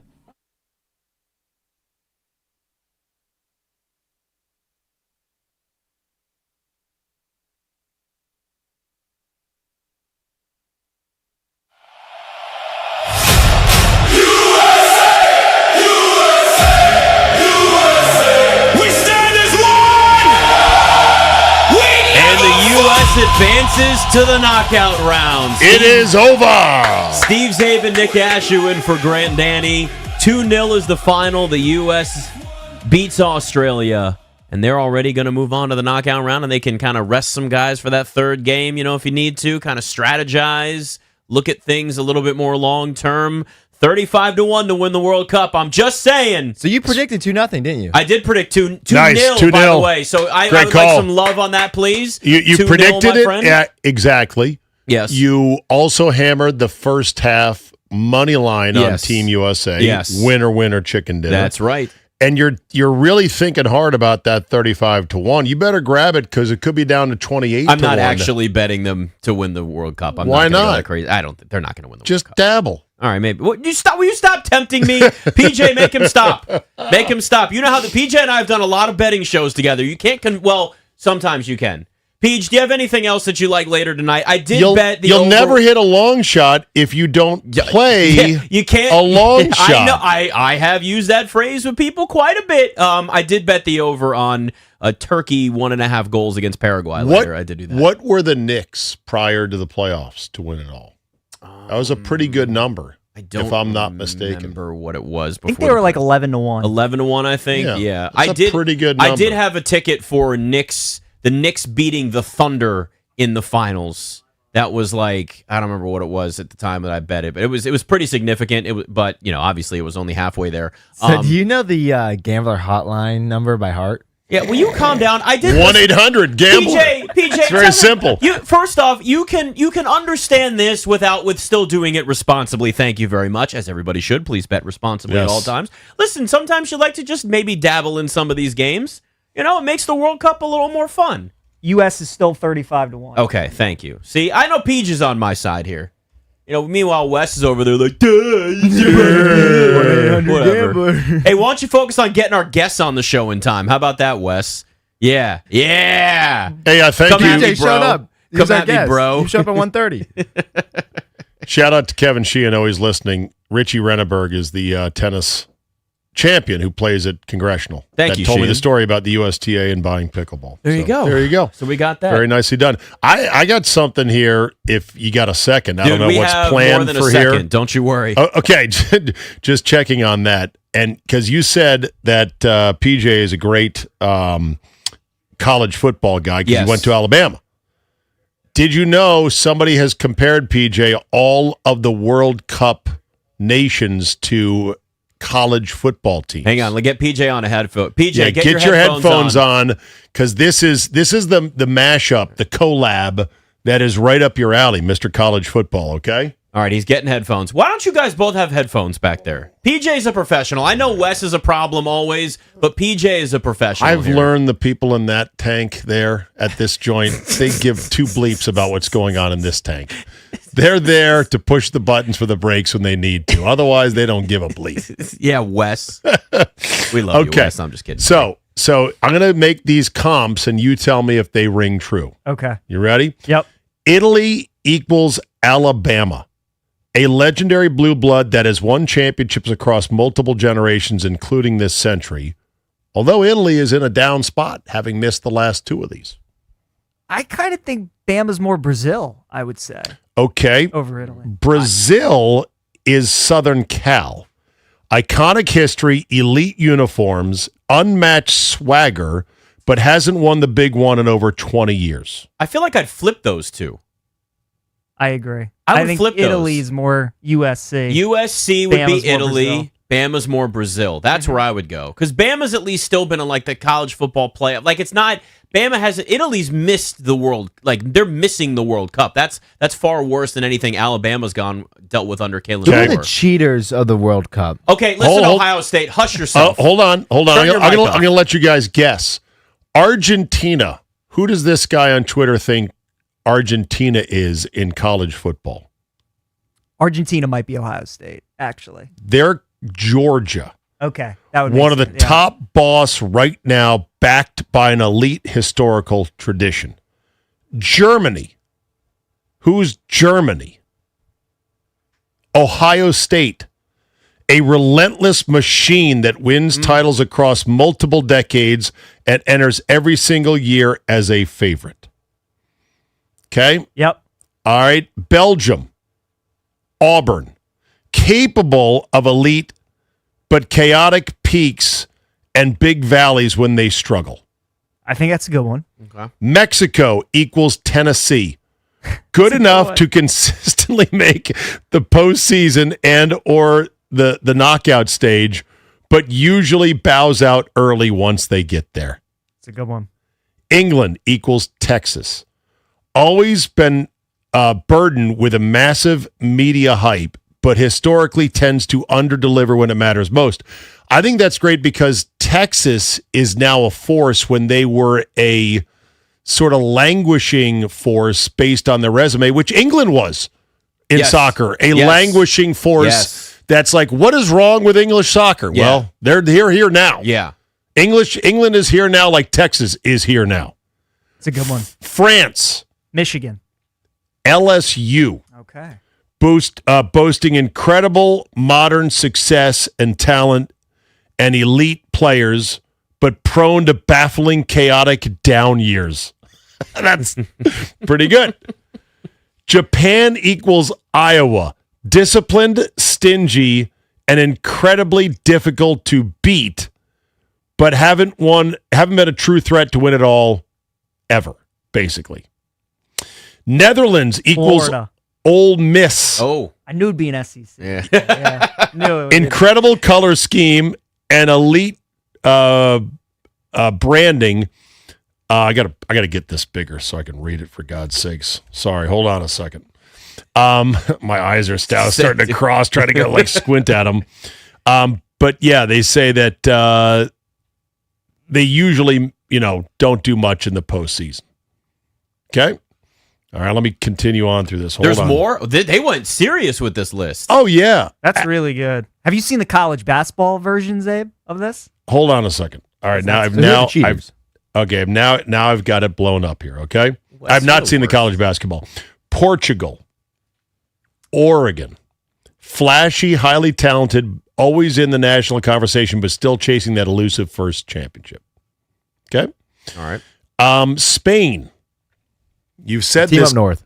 Yes. There you go. Michigan. Historic powerhouse, highly distinct identity. After enduring long championship dry spell, they finally broke through to climb back to the absolute mountaintop. Good comparison right there. Mm-hmm. USA. Oh, yeah. What is it? Who are we in college football? All right, PJ, USA. this is you. Who do you think? It's a good question. Who are we in college football? We're never good enough to compete with the big boys, but we're okay. So trying to think. Can you give me the conference, Abe? SEC, but new blood SEC. Oklahoma. Texas A&M. Oh, A&M, yeah. okay. Texas A&M is a great comparison. Yeah. Because you know what Texas, I got a friend who hates Texas A&M. He's from Houston. He calls them the Laggies and makes fun of all their rich daddies who send their daughters to Texas A&M. Texas A&M is stupid rich. Yeah. And they really think they should be good, are going to be good at football, and they never quite do much. That's like us with soccer. We're so rich as a nation. We have so many people and kids playing the sport at the junior levels, but it never really translates. I think that's a good comparison. That might be right one there. of the best comparisons on this entire list. I agree. That is outstanding, actually. All right, I'm going the other way on this one. Notre Dame is comped to Uruguay. Deeply respected historical giant with multiple championship stars on their chest from a bygone era. They command massive global respect, but they're still chasing modern playoff glory. I didn't know Uruguay had such a rich soccer history. I think they should be Netherlands, Like you see the Notre Dame Golden Dome, you see the Netherlands orange, and it's just the brand, and obviously both of them. Yeah, fair enough. Indiana football. Who do you think they're comped to as I flip the direction of these? So someone's going to have to come out of nowhere. Morocco? Morocco, ding! Good one, Paige. Let's well go. done. The ultimate modern Cinderella story captured the hearts of fans everywhere with an unexpected and crazy run. Tell me what's up with Morocco. Why is Morocco this Cinderella team that's now powerful on the world stage? They made it to the World Cup semis 4 years ago. Okay. And they got a world-class team. They tied Brazil in their first game. They're legit. All right. Switzerland. Who do you think they are in college football? Switzerland. Switzerland could be like a Stanford. They have Penn State. Okay. The definition of consistency. You can practically guarantee they will look sharp and win their early matchup, but they reliably hit a hard ceiling against Tier 1 opponents. That Swiss engineering translates down to soccer, too. Yeah. Yeah. Texas Tech being comped to Saudi Arabia. Yeah, money, baby. Yeah. And there had to be something like that. No need to read that comp. Yeah. Fueled by an immense amount of oil and NIL money and rapidly buying their way into the national spotlight, a flashy program fully capable of pulling off a massive, shocking upset. So you're telling me Saudi's been buying players for their national team left and right? Gambling on their own games. Yeah. Oh, jeez. Miami. Colombia. Incredible swag, beautiful colors, fiercely passionate fan base with some of the hottest women in the stands. They sit on a gold mine of local talent and look world beaters on their best day, but remain highly volatile. Colombia. All right. Pretty good. Sweden is being comped to Oklahoma. The model of high-level consistency, they boast a top-tier historical record and are a safe bet to dominate their regional schedules, but still fighting to cross the finish line for a modern championship. Clemson is being called Chile. Spectacular golden generation that dominated an entire decade, winning multiple major trophies and going toe-to-toe with the absolute giants, but has faced a transitional challenge that tries to sustain that peak. That's a good comparison. Is it really? Yeah. I had no idea Chile was that good in soccer. Yeah, that's a good one. I was curious to see what Clemson would be just because of Dabo refusing with, the transfer portal and NIL and everything. Like, listen, buddy, you're going to have to evolve a little bit here. Is there a phrase of, Chile's going to Chile? Like Clemson's going to Clemson? Clemson's going to Clemson? No, I don't think so. I don't. We can create it. Okay, Hungary comped to Nebraska, a legendary titan of the sport whose mid-century team set records and standards of excellence that defined an entire era.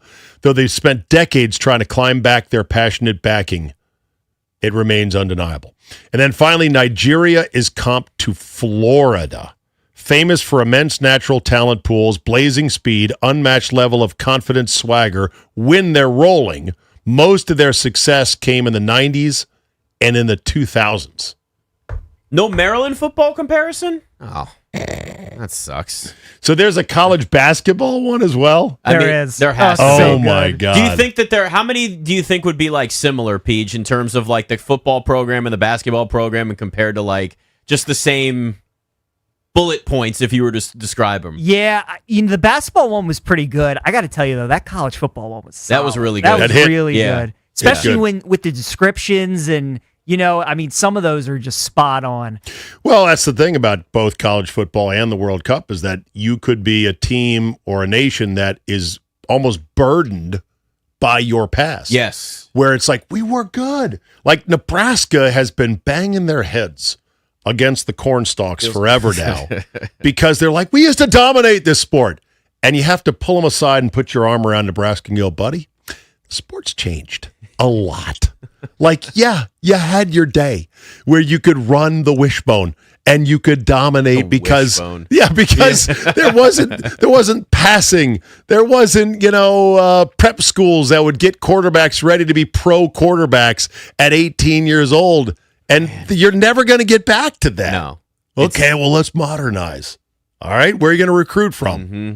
Des Moines? Going to take a long time to get to that point. The evolution and they're does trying. not happen quick. They're and trying. It's hard. They're trying. It's not easy. It's not easy. Did you ask about Maryland football? Yeah. Probably the DR, non-existent. No. Soccer. There you go. Wes comes in for the zing right at the end there. Nick Ashooh and Steve Czabe in for Grant and Danny on the Fan.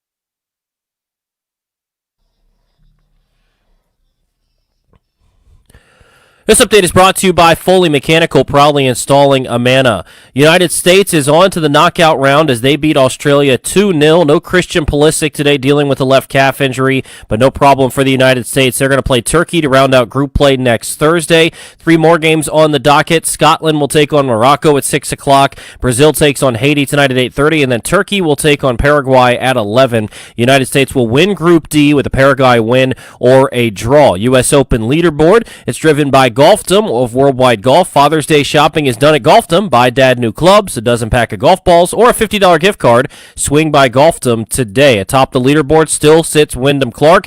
He is 7 under par. He is through his first 2 rounds. Xander Schauffele, Matt Fitzpatrick also through their first 2 rounds. They're at 3 under, as well as Sam Stevens and Sam Burns. Of course, playing much more difficult today. Just 13 players currently under par. Baseball, the Nationals begin a 3-game series in Tampa tonight against the Rays. 7:10 first pitch right here on the Fan. When your HVAC strikes out, call Foley Mechanical, your go-to for heating, cooling, and radiator repair in D.C., Maryland, and Virginia. Locally owned, never franchised, Foley Mechanical, proudly installing Amana systems. From the Crop Metcalf 5-Star Sports Desk, I'm Toby Altizer on the Fan.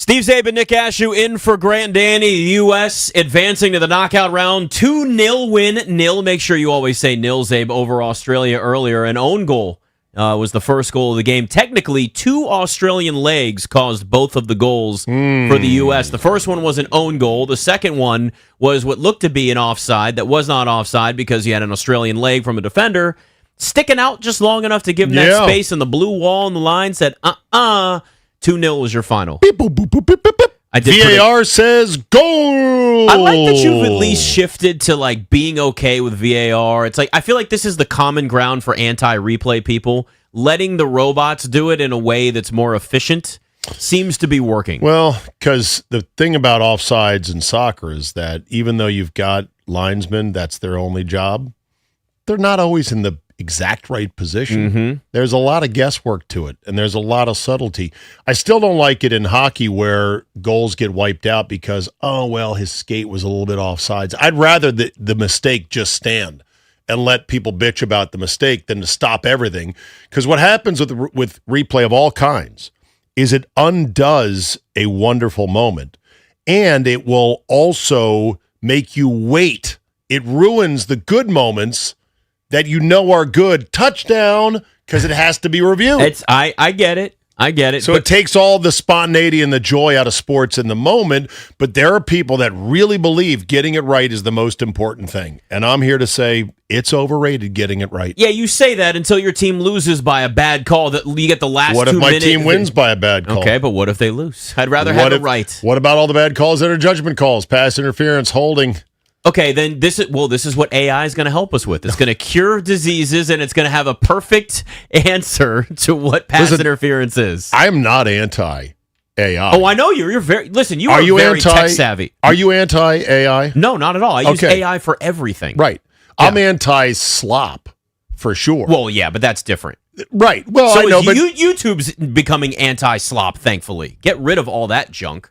Agreed. But here's the thing: there are things going on now, innovations and discoveries in science, technology, and medical, and all converging in a way that is truly mind-blowing, and that those that follow this stuff and that are in these fields are like, oh my God, do you know what this means? For example, Mid-Journey, this company you probably know about, that first started less than a year ago, letting people create videos just based on prompts that were really good looking, eating up tons of memory and compute and bandwidth and all this energy. It's expensive. Right. Yeah. They were not, they're not making money. They just announced yesterday that they have a new full body scanner spa that is cheaper than an MRI, less invasive, takes quicker, and it's going to be able to basically take a whole scan of your body to see what's going on. And I'm like, okay, I really want that. But wait a minute. Do I? because I'm such a hypochondriac. Any little burr or bobble or irregularity in my liver, my lungs, my duodenum, I'm gonna be like, is that okay? What's going on? Is that cancer? Am I doomed? Is that? But at least you'll know. It actually will At help least you, you'll though, know before, so you can take care of it on the front end. Way sooner. So it's way. But listen, I'm with you on that. Where it's but we're also seeing people have used AI already to help find cures for things, not cures, but treatments for things that they thought were told couldn't happen. Even dogs. People have been able to. I saw a story about a guy that came up and developed a cancer treatment for his dog. Yes, I saw that. Saved his dog. Right, because what AI can do is it can run essentially hundreds of thousands of trials that would otherwise take tons of time in the real world to see which ones have the best results. And so when you turn this incredible power of computing, known as artificial intelligence, on these kind of things, and the first realm is medical, what the experts say is really going to be a hold on to your hats moment is what happens when super powerful AI turns its attention to physics. What if it figures out, actually, we know how to levitate things now. We know how to create anti-gravity. I've always wanted to fly, Czabe. Give me wings. Let's go. I don't want Red Bull. I want to be able to do it on its own. Listen, there could be a lot of good things, including, what about robot football one day? Let's get a full robot football I've always said league robot football on the moon is my ultimate dream one day. If we could get all the tech billionaires to come together and build a robot football league that would compete with the NFL, but here, you don't have to worry about player safety. And part of it is you actually have the robots destroy each other. The robots are popping heads off like Rock'em Sock'em robots, just boom. But then they got to go to the sidelines. You got to have a quick pit. So they got to go in. You got to fix the robot quick. How fast can you Tighten some screws, plug some wires back in. Could you imagine that would be amazing? Do they also complain to the refs? They would totally. Like they have their hands up, like, what? Screw you! That was a terrible call. You've got to be kidding me! He was all over me, ref. What are you doing? I mean, I still think we're going to want the bespoke version. We're going to want the organic version of our sports because the human element is what makes it great. The personalities are what makes it great. And just like the NBA Finals had so many great personalities, including the personalities you hated, like Wemby. Oh, Wemby. Or the personalities you liked, like Karl Anthony Towns. I want to hate Wemby, or I want to like Wemby, but I just can't after what I saw in the finals. It's too hard. And it's crazy. You said this earlier. I've talked about this on other shows. You and I haven't had a chance to really talk about this since it happened, but the heel turn, I think, is the biggest thing with Wemby now. As we sit here, day after the Knicks had their championship parade and the Spurs are looking around, figuring out what they're going to have to do this offseason. De'Aaron Fox, do you keep him, you trade him? You know Wemby's not going anywhere. You know Wemby is going to be in the conversation as long as he stays healthy as one of the best players, if not down the road, the best player in the NBA. But he has... It's one thing to be a physical player. It's another thing to even be a villain. It's another to get the reputation of dirty. Yeah. When you become a dirty player, it hurts your image, it hurts your marketability. We know in the NBA, Czabe, marketability matters. It's a star-driven league, and the NBA needs the heir apparent to LeBron and Steph as the faces of the league.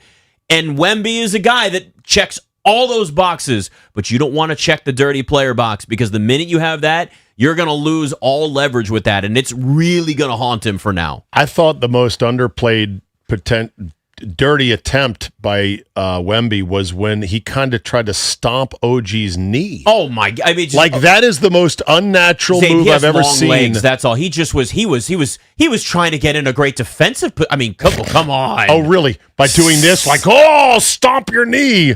Luckily he missed. It's the angles, Czabe. The angles. Right. Here's what robots can't do. They can't have absolutely off the rail Instagram lives like Mikal Bridges. Oh, so great. Mikal Bridges was so off the rails on his IG live that Jalen Brunson even tweeted, "Somebody take away Mikal's phone." You want to? Have you talked about this on the air? Not this specific one. You're aware of it. But, yes, I've seen some of the clips. I mean, if you just search it, Yahoo Sports, Mikal Bridges NSFW Instagram live went off the rails. Other articles saying every wild thing that Mikal Bridges said on Instagram live after the Knicks won.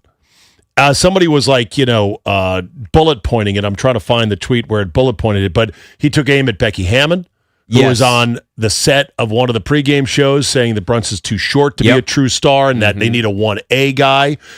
Called Chris Paul an old-ass bleep because he had, mocked him about being traded or something like that. Yeah. I mean, it was one thing after another.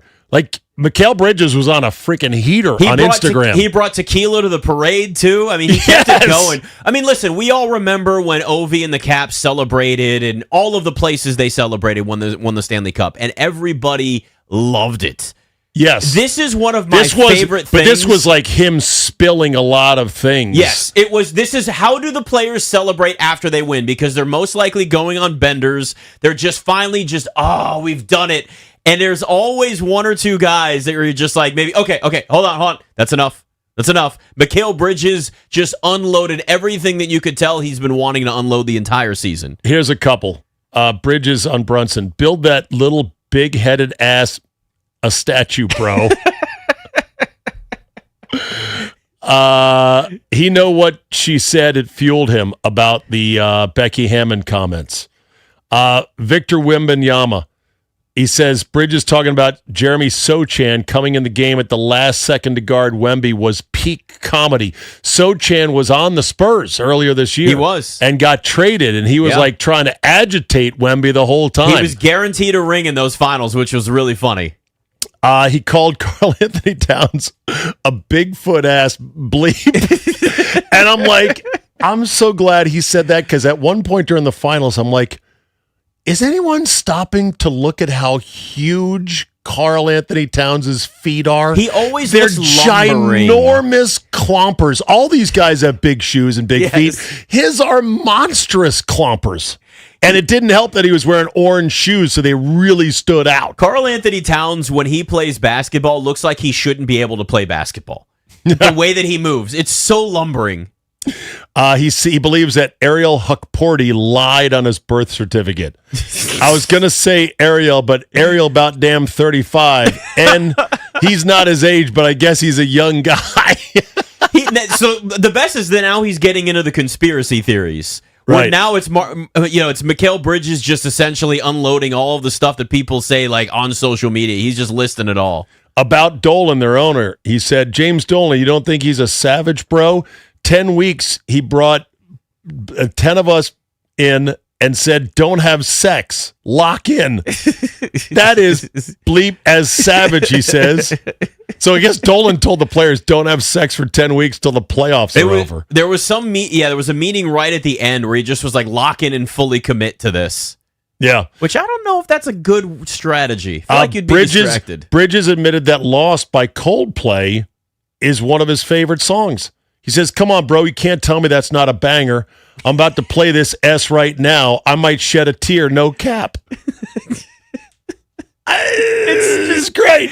We'll never get this from robots. No. Yeah, that's true. You could program a robot to do it, but it wouldn't feel genuine. Right. You would feel like, when we get to AGI, it's going to be a little bit more of that. But no, listen, this is watching players celebrate a championship and one or two unhinged celebrations is one of the best parts about the whole thing. And I think there was a point at the end, too, where they tried to, turn off. It was in the locker room, too. Tried to turn off his Instagram Live, and they couldn't even do it. He's like, how do I turn this off? How do I do this? And he had it set to do not disable. Grandpa on a Zoom call. Never disable this alive. All you see is the top of the forehead, and he's like, how do I turn this off? I can't figure it out. This.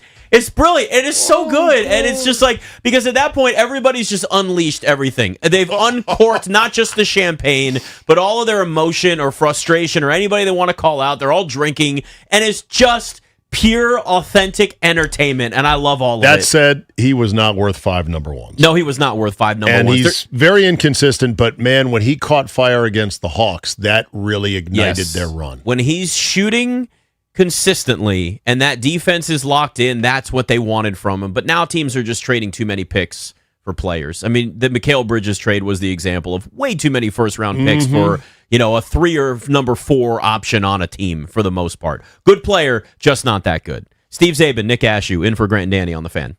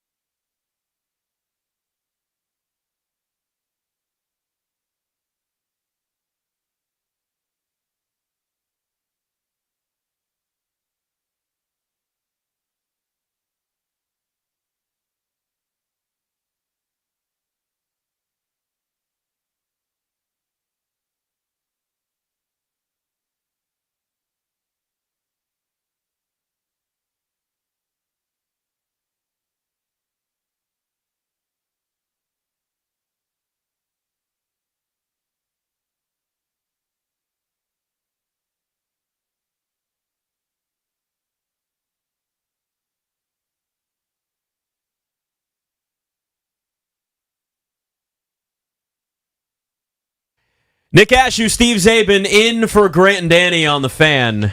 Little U.S. Open, Czabe. I like it like that. Not only did the U.S. win 2-0 over Australia, we got the U.S. Open on top of it. Yes, this U.S. Open leaderboard driven by Golfdom and Worldwide Golf. Father's Day is shopping. Shopping can be done in a jiff at Golfdom or at golfdomgolf.com. Drop into any of their stores, whether it's in Annapolis, Rockville, or Tyson's Corner. Get a dozen golf balls, shirt, shoes, clubs. Just a gift card works as well. Swing by Golfdom today. Your leader through 2 rounds, Wyndham Clark, Breezy Pig. Wyndham Clark, -7. Matt Fitzpatrick, Xander Schauffele in the house at 3 under. Sam Stevens, I have no idea who that is also 3 under on the course as we speak, Nick. This is the case with golf. There are guys who you've never heard of who have their week. Yeah. And they play pretty well. They could possibly win, although I wouldn't put money on him to win. He is currently 3 under through 15 in the afternoon wave. Morikawa is 2 under.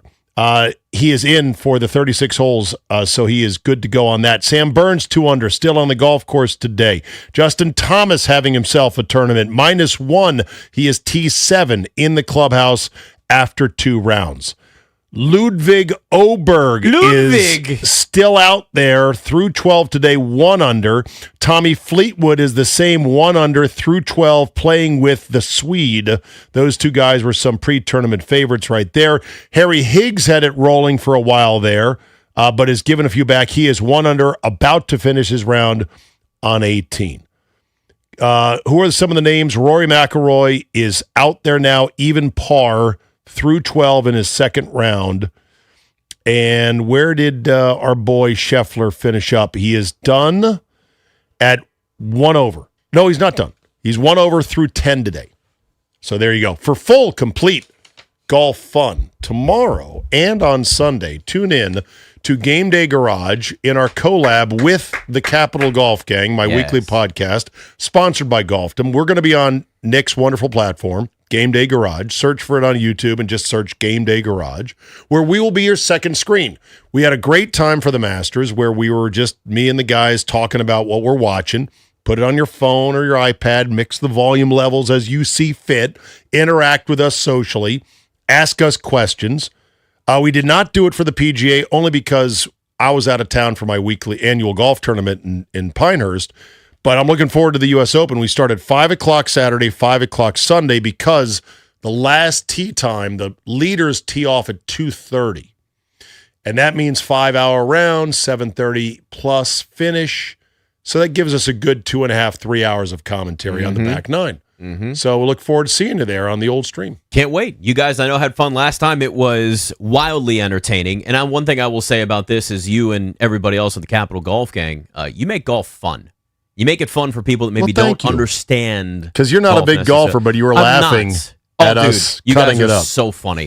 You guys, but it's great because it's you and friends. John Ronas, John Gould, they know how to play the game. And you guys just sit back and it's like watching golf with friends. So, yeah, I can't wait for that. I'm glad we get to do another Game Day Garage Capital Golf Gang collab for this. 5 o'clock Eastern tomorrow and Sunday. It'll be streaming on YouTube. It'll be on X. It'll be on Twitch, whichever platform you prefer. Plenty on social as well. I've taught Czabe how to accept collabs on Instagram, which is a big, big day. Yeah. This is big. You're learning all of the intricacies of this. I assume you'll probably be talking at some point about Phil Mickelson and what is going on. So his lawyer says that he has resigned his membership from this golf club. There are misconduct allegations, told to vacate the premises after inappropriate contact with a female employee. Let me rewind this for those that are not up to speed. Phil Mickelson has not teed it up in a professional tournament in 4 months now. He played, I think, one event early in the season and then said he was attending to a private family health matter. That's a big sign of don't ask any more questions. Because, you don't want to be that jerk going, what do you mean? What are you doing? Why? Family health? Is it your health? Whose health? What's the problem? Why can't you play? Rumors on tour have been swirling about something happening at this private club he's a member of out in San Diego called the Farms. High-end club, very expensive. He would practice out there. He would get ready, a nice secluded place where he could, be Phil Mickelson, not be harassed. Well, apparently he got kicked out of the club. Kicked out with extreme swiftness and prejudice, let's say. Mm-hmm. Took his pictures off the wall. They said, "You're out." Wow. That was known for a couple months. Golf Digest spent a lot of time finally getting the club to at least give them a minimal statement on record of, yes, Phil Mickelson is no longer a member at the club, has no affiliation. They wouldn't go any further because they're worried about Phil suing them for defamation. Phil has retained one of the top defamation lawyers in the country, understandably so. His lawyer says, so there's video counteracting the incident. The New York Post said, can we see it? And they go, no. The police have said, well, we haven't seen any video that counteracts the evidence. Now Phil's camp is saying he resigned, he didn't quit. There's no way to put lipstick on this pig. Guys like him who should have been the next Arnold Palmer don't get kicked out of clubs. It is the downfall of Phil Mickelson from where he once was to where we are now is it's to see this, you just went, oh, okay. So we're at that point now. All right. We have another 40 minutes or so, Czabe. We're riding through this, baby. U.S. wins 2-0 over Australia. Whoa, we got the Scotland's next. Let's go.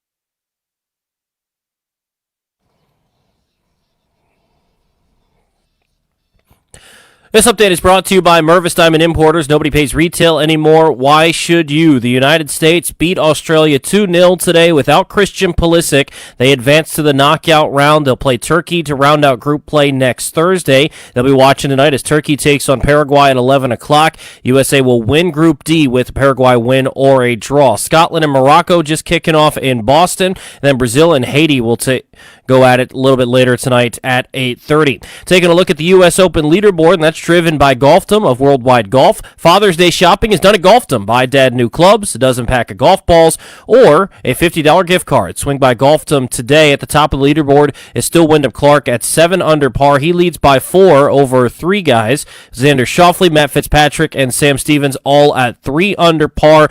Currently just 11 golfers under par as the second round continues to wind down. Baseball, the Nationals take on the Rays in Tampa tonight. 7:10 first pitch. Can hear the game right here on the Fan. PJ Poulin will make the start for the Nationals after Cade Cavalli was scratched from the start with an illness. Griffin Jacks starts for Tampa. Celebrating her birthday, discover the stunning collection of Takori fine jewelry at Mervis Diamond Importers. From engagement rings and anniversary bands to necklaces and bracelets, at Mervis you'll find the largest selection of fine quality diamonds and Takori jewelry in D.C. Go to MervisDiamond.com. From DeCrop Metcalf, 5-Star Sports Desk, I'm Toby Altizer on the Fan.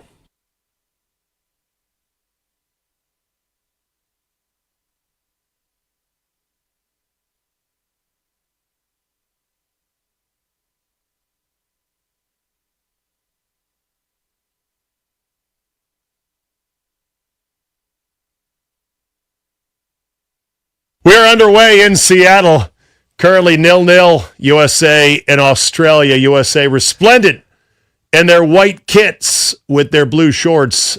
Australia with the triple gold today, Nick. Gold jerseys, gold shorts, gold socks. You a fan of this? It's okay. You are the uniform authority. I don't think a lot of people realize I'm passionate. You are. I'm not an authority. I'm passionate, though. It's a pretty good look, all things considered. Welcome to Czabe and Nick filling in for Grant and Danny today on this Juneteenth. I hope you're enjoying your federal holiday. If you do have today off, there are many people that are working that either don't have that luxury or just their situation demands it, and we appreciate you tuning in today. So we have a situation here with Trae Young where, to some people's surprise, and I guess I might mildly put myself in that category, it came down late the other night that he was opting out of his player option for this coming season, which was like $48 million. Now, what a league to be in, where you can stare $48 million in the eye and go, yeah, nah. According to reports, he wants a long-term deal, obviously looking for the max, everyone is, and that a number of teams are reportedly going to be interested, but that the Wizards, Nick, remain the first choice, the front runner. What was the wording that I saw in the language? I think it's front runner. It's front runner. Okay. Front runner in terms of the Wizards think they're the front runner, or Trae Young would like to stay. In other words, if he gets a max from us, is he staying? These are all good questions, which our next guest can hopefully untangle.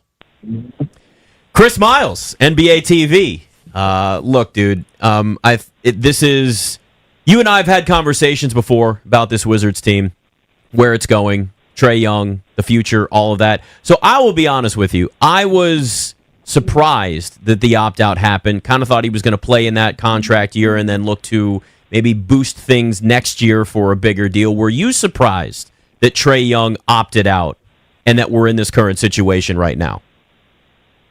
I was not surprised because it seems as if that's become standard business, right? For guys who are all-stars, or have been all-stars, all-NBA caliber players, or guys who view themselves in that way, right? Like, because Trae Young hasn't been that for a few years now, but that's how he views himself. That's what the salaries suggest that he is, okay?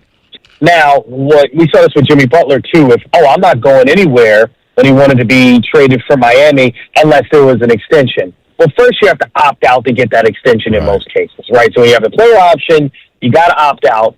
And why they always want the years instead of playing that last year on just the player option, what if they get hurt?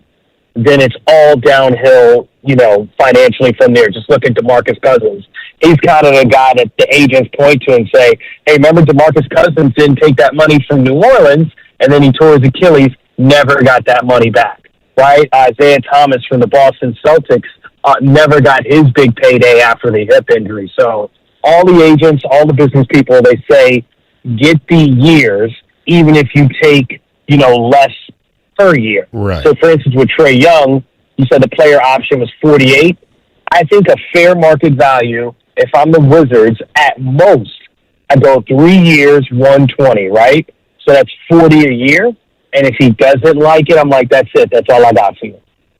Yeah, you make a good point about the Cousins being the one extreme. The other extreme I saw, Chris, was, Trae Young might be about to Dennis Schroeder himself. Can you tell people what Dennis Schroeder ran himself into or out of? Yeah, I mean, there's a number of people like that, right? I want to say, was it Reggie Jackson was one of them? Was it Contavious Caldwell-Pope? It's guys that, they have the back then it was 4 years, $80 million on a table. You walk away from that, and then you're getting 10 or 12 a year. I don't think Trae Young's in that predicament because if you kind of look around the league, they're desperate teams. I'll give you an example. Sacramento Kings, right? If you're the Kings and you're like, all right, we're not going to get anybody else. Let's get DeRozan and LaVine out of here. Throw that money at Trae Young. Chicago Bulls. Hey, who do we have on this roster? How do we sell tickets? So I do think that there are teams that we may not view it as oh, yeah, they're going to sign Trae Young. But when we start to get into the summer, then absolutely I could see them offering Trae Young, more than even 40 a year just because you got to sell tickets. It's a business. You got to reach the floor, all of those things. Schroeder had a 4-year, $84 million extension on the table from the Lakers, and he said, you know what, no thanks. The market dried up quickly. He settled for a 1-year, $6 million deal with the Celtics. He said afterwards, that his agent gave him bad advice. He fired his agent. The agent said you should turn down that money. I understand how you get these things can be fickle. So what would a reasonable number be for Trae Young on, say, a 4-year extension?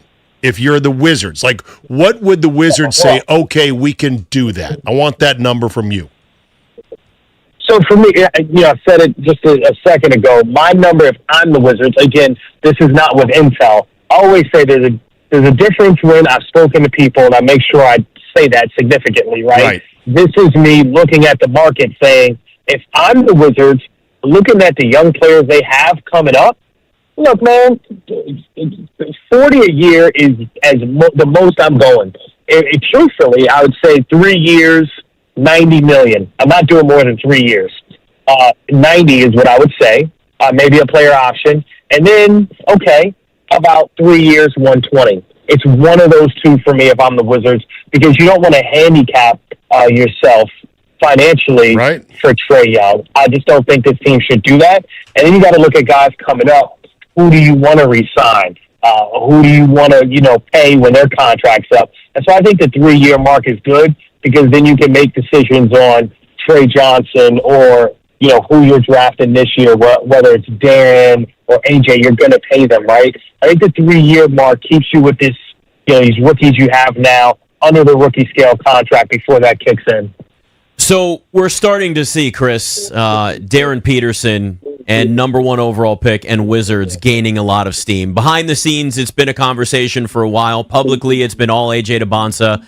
I'm seeing some mock drafts now for the first time, taking the time and maybe having the guts to actually put Darren Peterson number 1 overall. Does this Trae Young situation potentially change any decisions the Wizards might make in the draft? Are we still up in the air with maybe where they go? How do you see that playing out? And did this make any difference whatsoever in their eyes? And again, I know some of this might be speculation, but this was something that then did come down, and now we're suddenly hearing a little more of hey, maybe it might be Darren Peterson number 1 overall. I think like anything else in life, you realize when you're having a moment or when you have momentum. And I think for the Wizards, when they got that number 1 overall pick, they realized, hold on, we got to do our homework. We got to get this right. and we can really shift our culture, our talent. We got a lot of pieces in place already. So to answer your question, I think when they got that number 1 overall pick, that's really where it shifted. Because if I'm the Wizards, I can take or leave Trae Young now. I mean, you know, I live in Atlanta. I think Trae Young's a tremendous talent. I watched him play probably more than anyone else. I talked to his dad, right? Like, shake his hand. I can have a conversation with him whenever. But again, I can take or leave Trae Young after I got that number 1 overall pick. And for me, I'm drafting Darren Peterson, and I'm thinking, okay, can Trae play with Darren? Do we still bring Trey Johnson off the bench? Can Darren play a lead guard position his rookie year? Or would he need a couple of years playing with a true point guard like Trae Young? Because we saw Darren playing off the ball. And if you draft A.J. Devanza, then you obviously want to have your guard depth. Because if you let Trae Young walk and you draft A.J. Devanza, then you actually need to go get some guards to play with your tremendous front court. Is Darren Peterson a 1 in the NBA? Because that's been a lot of the conversation, right? Is that he played out of position at Kansas, but can you see Darren Peterson being a 1, or is he more of a combo guard? Like, what does that position look like for him at the next level? You know, I think he's a lead guard, and there's the difference between a point guard. He's not a point guard. Trae Young has always been a point guard. There's a kid coming up now that reminds me of Trae Young. You'll know him in a few years. His name's Caden Daughtry. Like, I'm like, oh, that kid's a point guard. Or Beckham Black. Right? Like, he's the kid that you'll know in a year or two. Those are true point guards. Darren Peterson is more in the vein of, and I'm not saying he plays like Kyrie Irving, but if you think, okay, he's the guy bringing the ball up the court, but you're looking for him to score, right? Like, you want him ending the possession one way or the other. But if you have a point guard, I think he can play next to the point guard. If you have a scoring guard, he can play next to the guard. So I like him with Trae Young or Trey Johnson. And I think that's what makes Darren Peterson so dynamic, is he can guard both guard positions because of his size and his ability, but he can also shoot off the ball, and he can create with the ball in his hands. He's just a dynamic offensive juggernaut. All right, on the Peterson front, have the opt-outs and the can't-goes from his brief stay at Kansas been adequately addressed by those in the league, the media? Has that had some closure leading up to next week? Well, I think it had closure in about March or April, from my understanding, right? So when it initially was happening, I started to ask former players first about it, right? Like, hey, what do you take on this? And I'll get he goes, Chris, once he gets in, they're going to do all those tests. They're going to figure out exactly what's wrong with him. And that the NBA teams are not concerned with that. And that was the first person that I heard, like, he could say that to me directly when all the noise was about the cramps. I think it was right after he missed the Arizona game. I think that's when GA said that.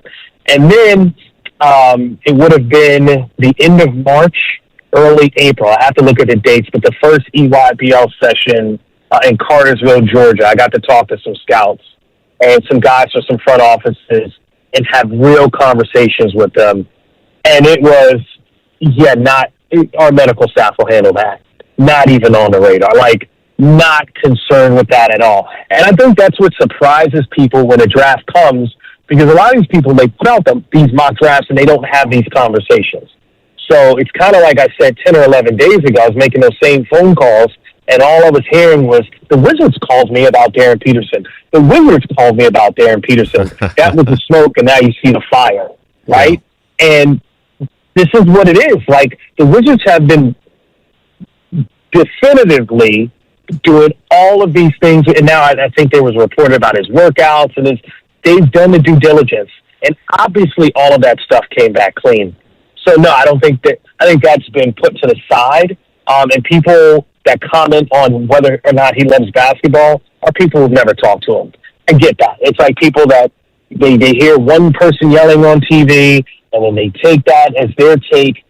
If you talk to him, you realize all he actually cares about is basketball. And he's kind of like Trey Johnson, where you're like, do you do anything else? He's like, I play basketball. Like, that's what I do. Yeah, that's like Durant. Durant doesn't have hobbies. The hobby is basketball. Don't blame him.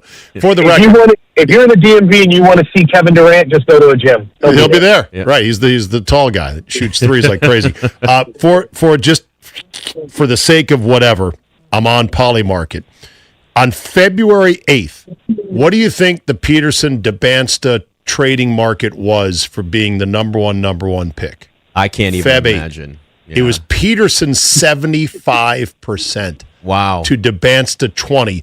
You then follow the lines, and they crossed right around late February. Arizona game. Yes. Yeah. Arizona game.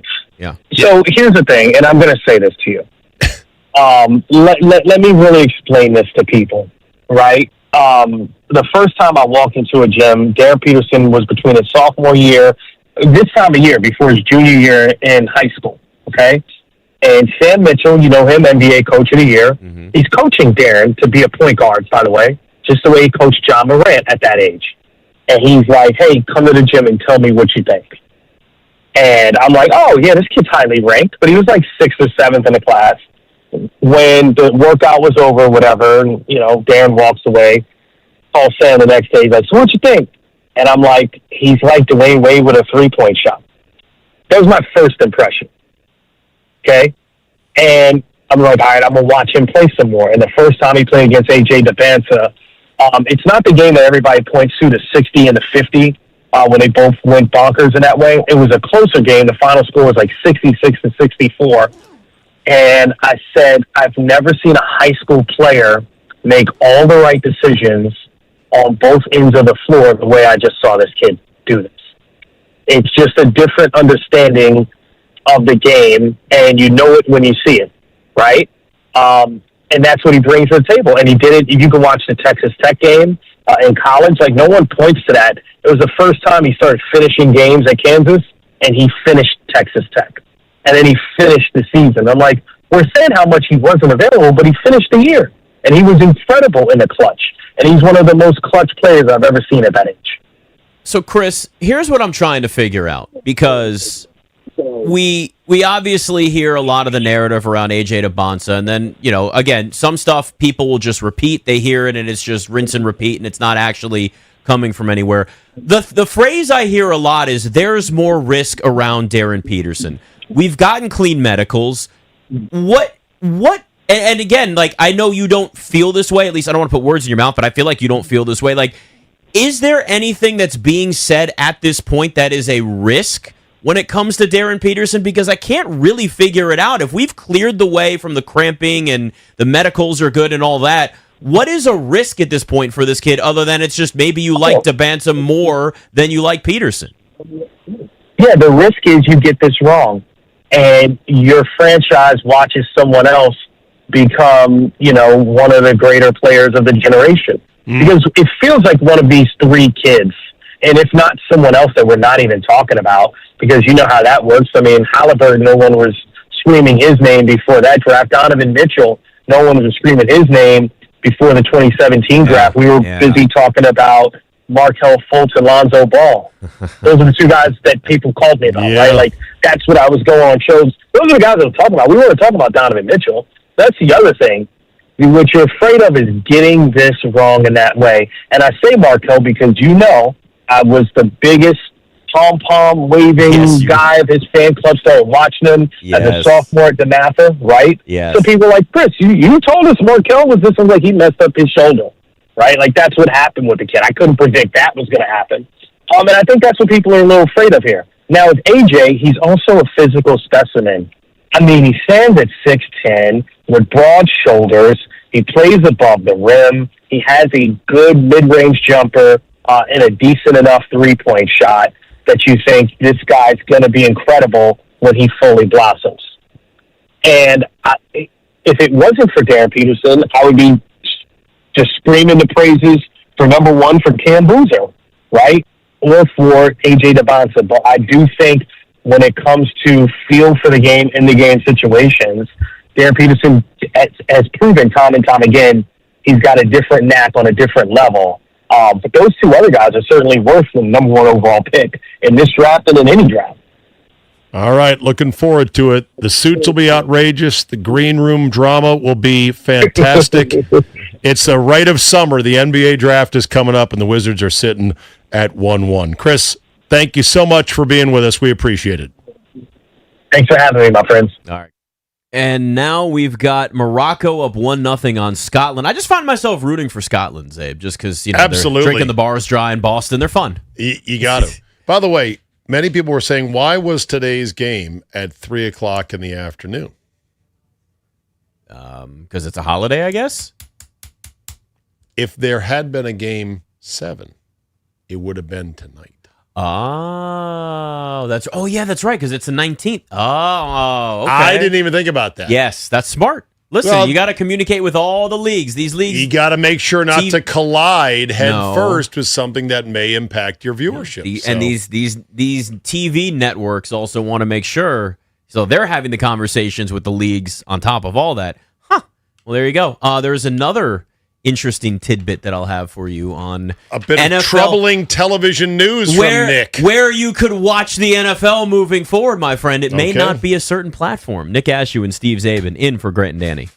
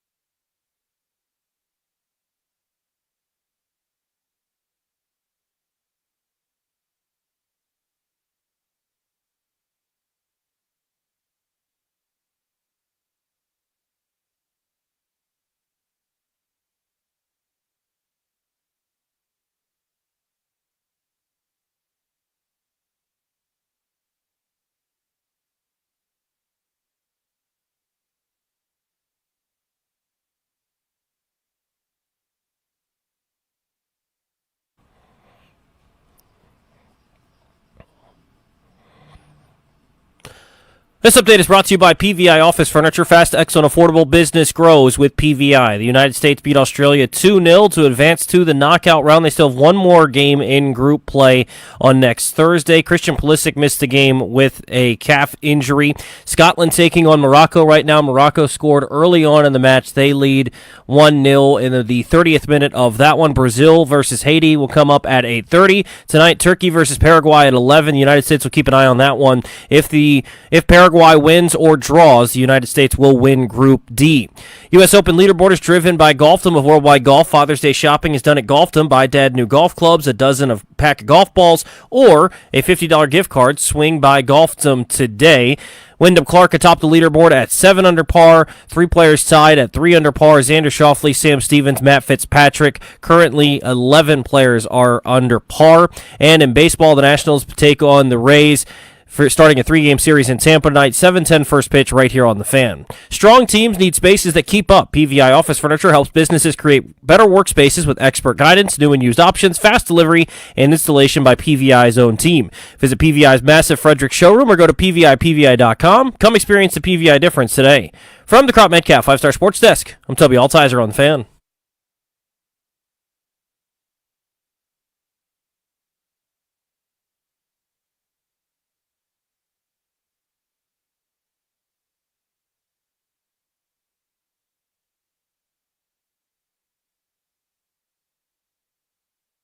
Steve Czabe and Nick Ashooh in for Grant and Danny.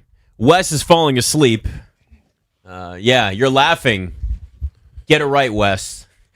U.S. wins 2-0 over Australia. No cheap goals at the end here, Wes. Let's finish strong. Come on, man. We got no one cheap more goals. We got here. 10 minutes. We've already had that in Australia. All right, we already had. Well, so you found something during the break that I find to be a shocking stat about U.S. soccer. I don't know if it's real, though, but according to somebody, own goals have now tied Landon Donovan for most goals in World Cup history for the U.S. in World Cup. So essentially saying... So five. So we've had 5 goals that were deemed own goals by the other team, and Landon Donovan is the current leading goal scorer in World Cup history for the United States. I mean, own goals do 5 happen versus 5. a decent amount, I feel like, in soccer, but that's kind of a sad stat. And that's it's a really sad what stat it is. given that I bet Messi, how many World Cup goals does Messi have? I'll look that up. Yeah, look that up because, I mean, well, we know he's already had 3 this World Cup, so we start with that. I mean, that is the GOAT right there. But I'm going to guess 25. He has 16. Okay. All right, 16. Ties him with Miroslav Klose with the most goals in men's World Cup history. 5 is not nothing. You got to play in the couple. I mean, they're hard to get. These goals are hard to get. No, you're right. But let's be honest. Now we're spoiled, right? Because we're like, well, the U.S. has won two games so far, Czabe. We are a soccer powerhouse now. So we're getting a little spoiled quickly. But I mean, listen, this team might make some noise in this tournament. Right. Much like the end of PTI where there's corrections and revisions, I had said that that Dan Marino had lost to the Giants. He lost to the Niners in that Super Bowl, not the Giants. My bad on that. So that's correction number 1. Also, as a factoid, we talked about rubber chickens. There is no single credited inventor of the rubber chicken. What? Because I thought about this, like, who thought, hey, let's make a chicken that's actually rubber with a squeaker in it? I can't even do the noise. I wouldn't even be able to. That's kind of close. It's not bad. It's not bad. All right. Its creation is largely anonymous. However, the concept stems from medieval jesters who used inflated pig bladders and dead chickens as prop weapons, evolving through the vaudeville comedians who carried fake food to mock the gluttony of the rich. That's where it comes from. That is a hell of a description right there. Speaking of own goals, according to BR Betting on Twitter, $100,000 payout has been given on a first own goal in the USA versus Australia, and they've got the receipts see that ticket to prove it. They got the Circa ticket right there. So it was a $500 ticket that was plus 8,500. You got to really be confident to put 500 down on a first own goal as all in one. Like, yes, damn, paid out $42,000. You know what? Gamble responsibly, kids. Gamble Always. responsibly. Joaquin Neiman has responded to his getting penalized 2 strokes for throwing a club on Thursday by the USGA at the U.S. Open. He made the cut with a blistering 65 today just on the number, but he and his agent said this is ridiculous because a lot of guys throw clubs. It's only arbitrary as to who gets the penalty. Jason Sobel, a golf reporter, says, I told my buddies in the group chat that club throws can now be a 2-stroke penalty. One of them is arguing his handicap should now be readjusted to a 73.4. Obviously throws his club a lot. Kendrick Perkins, you may like him, you may not. He is taking on a new role as the general manager of HBCU Jackson State. There are so many more of these roles now. It is happening all across college sports. He says, I'm thankful for this opportunity to impact young lives and pour back into my community. Not going to quit his high-paid TV job to do this, but he's going to, quote, pour back into the community. Okay. Listen, if you get what you can get, and if Jackson State is happy to do it and the check they're giving them is okay for them, fine. But let's not kid ourselves. This is an easy side hustle. This is a no-show job like in The Sopranos. The only thing you're missing is the Cinzano umbrella they sit underneath. But these jobs are everywhere. You're seeing former players. I know. Hired. John Wall just got a similar job like this. I have to say. I know. You got to... Achoo!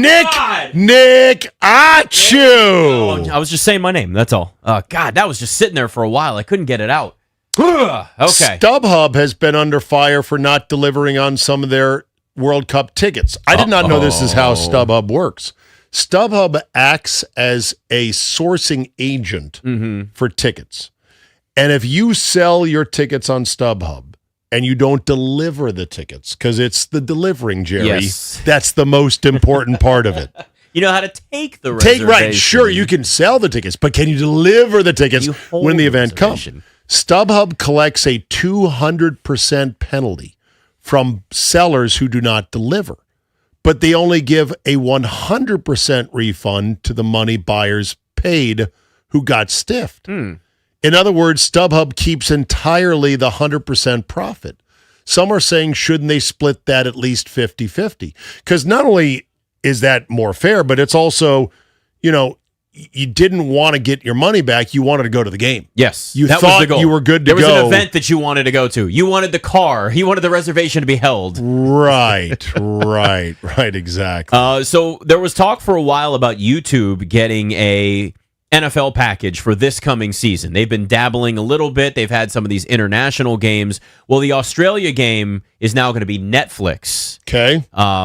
It was, that was YouTube had that in the past, and we've had the beginning of the season. Obviously, it's shifted. You can't have a Friday game with the date. That's that 1964 Sports Act. But YouTube now, it looks like, is not going to be buying anything over just maybe a single game package as of right now, as opposed to this potential 5-game package they were looking at with the NFL. An anonymous quote telling John Orand regarding YouTube, quote, "It's such a laborious process whenever I pitch them. I really do believe they're genuinely just trying to figure out if they want to be in the live rights game or not." They're dabbling. They've already done the NFL. We're seeing YouTube and Netflix view each other as competition now. That is where all of it is. And YouTube is the most watched platform, period, in America. Yes. Period. So they have all the money in the world, but it's interesting because we're getting to this point now where it's the NFL needs these platforms more than they need the NFL. The YouTube doesn't need the NFL. They would benefit from it, but they don't need the NFL. That is true. And the NFL better check their walk before they find themselves on the wrong end of things, because they think that, these digital platforms need us. No. The linear networks needed you because they're dying. And they're pricing them out. Yes, they're pricing them out now on top of that. So that's going to get even more. Do you know what Netflix costs per month for the top tier plan? Is it like $16.99? I don't remember. No, 20-something 99. $26.99. Is it really that much now? I haven't even paid $26.99. Wow. Good God. Nick, we're done. What a great ride this was. Thank you for everybody who listened today, and it's always fun. We'll see you on Game Day Garage for the U.S. Open, 5 o'clock tomorrow and on Sunday. That's right. On YouTube, on Twitch, streaming live on X as well. Give Game Day Garage a follow. Give Czabe a follow. Give me a follow on all the socials as well. we will be, back at some point again. At some point. At whatever. Yeah, listen, Czabe, the U.S. did not win 9-1 today. They did win 2-0, though, so your prediction was partially right. Most important is that the U.S., though, will advance to the knockout round, which is, well, that's really what we could all ask for. And if you're really interested and you really believe, I believe that we will win, the U.S. is 35-1 to win the World Cup. I'm just saying if you want to do it. Nick Ashooh, Steve Czabe in for Grant and Danny here.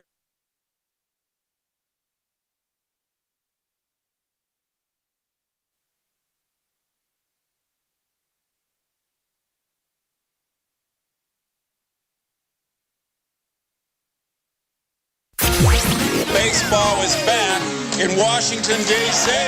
Here's the pitch, and the flashbulbs go off. It's in there, a called strike one. And that first pitch will be headed to Cooperstown as baseball is back in Washington.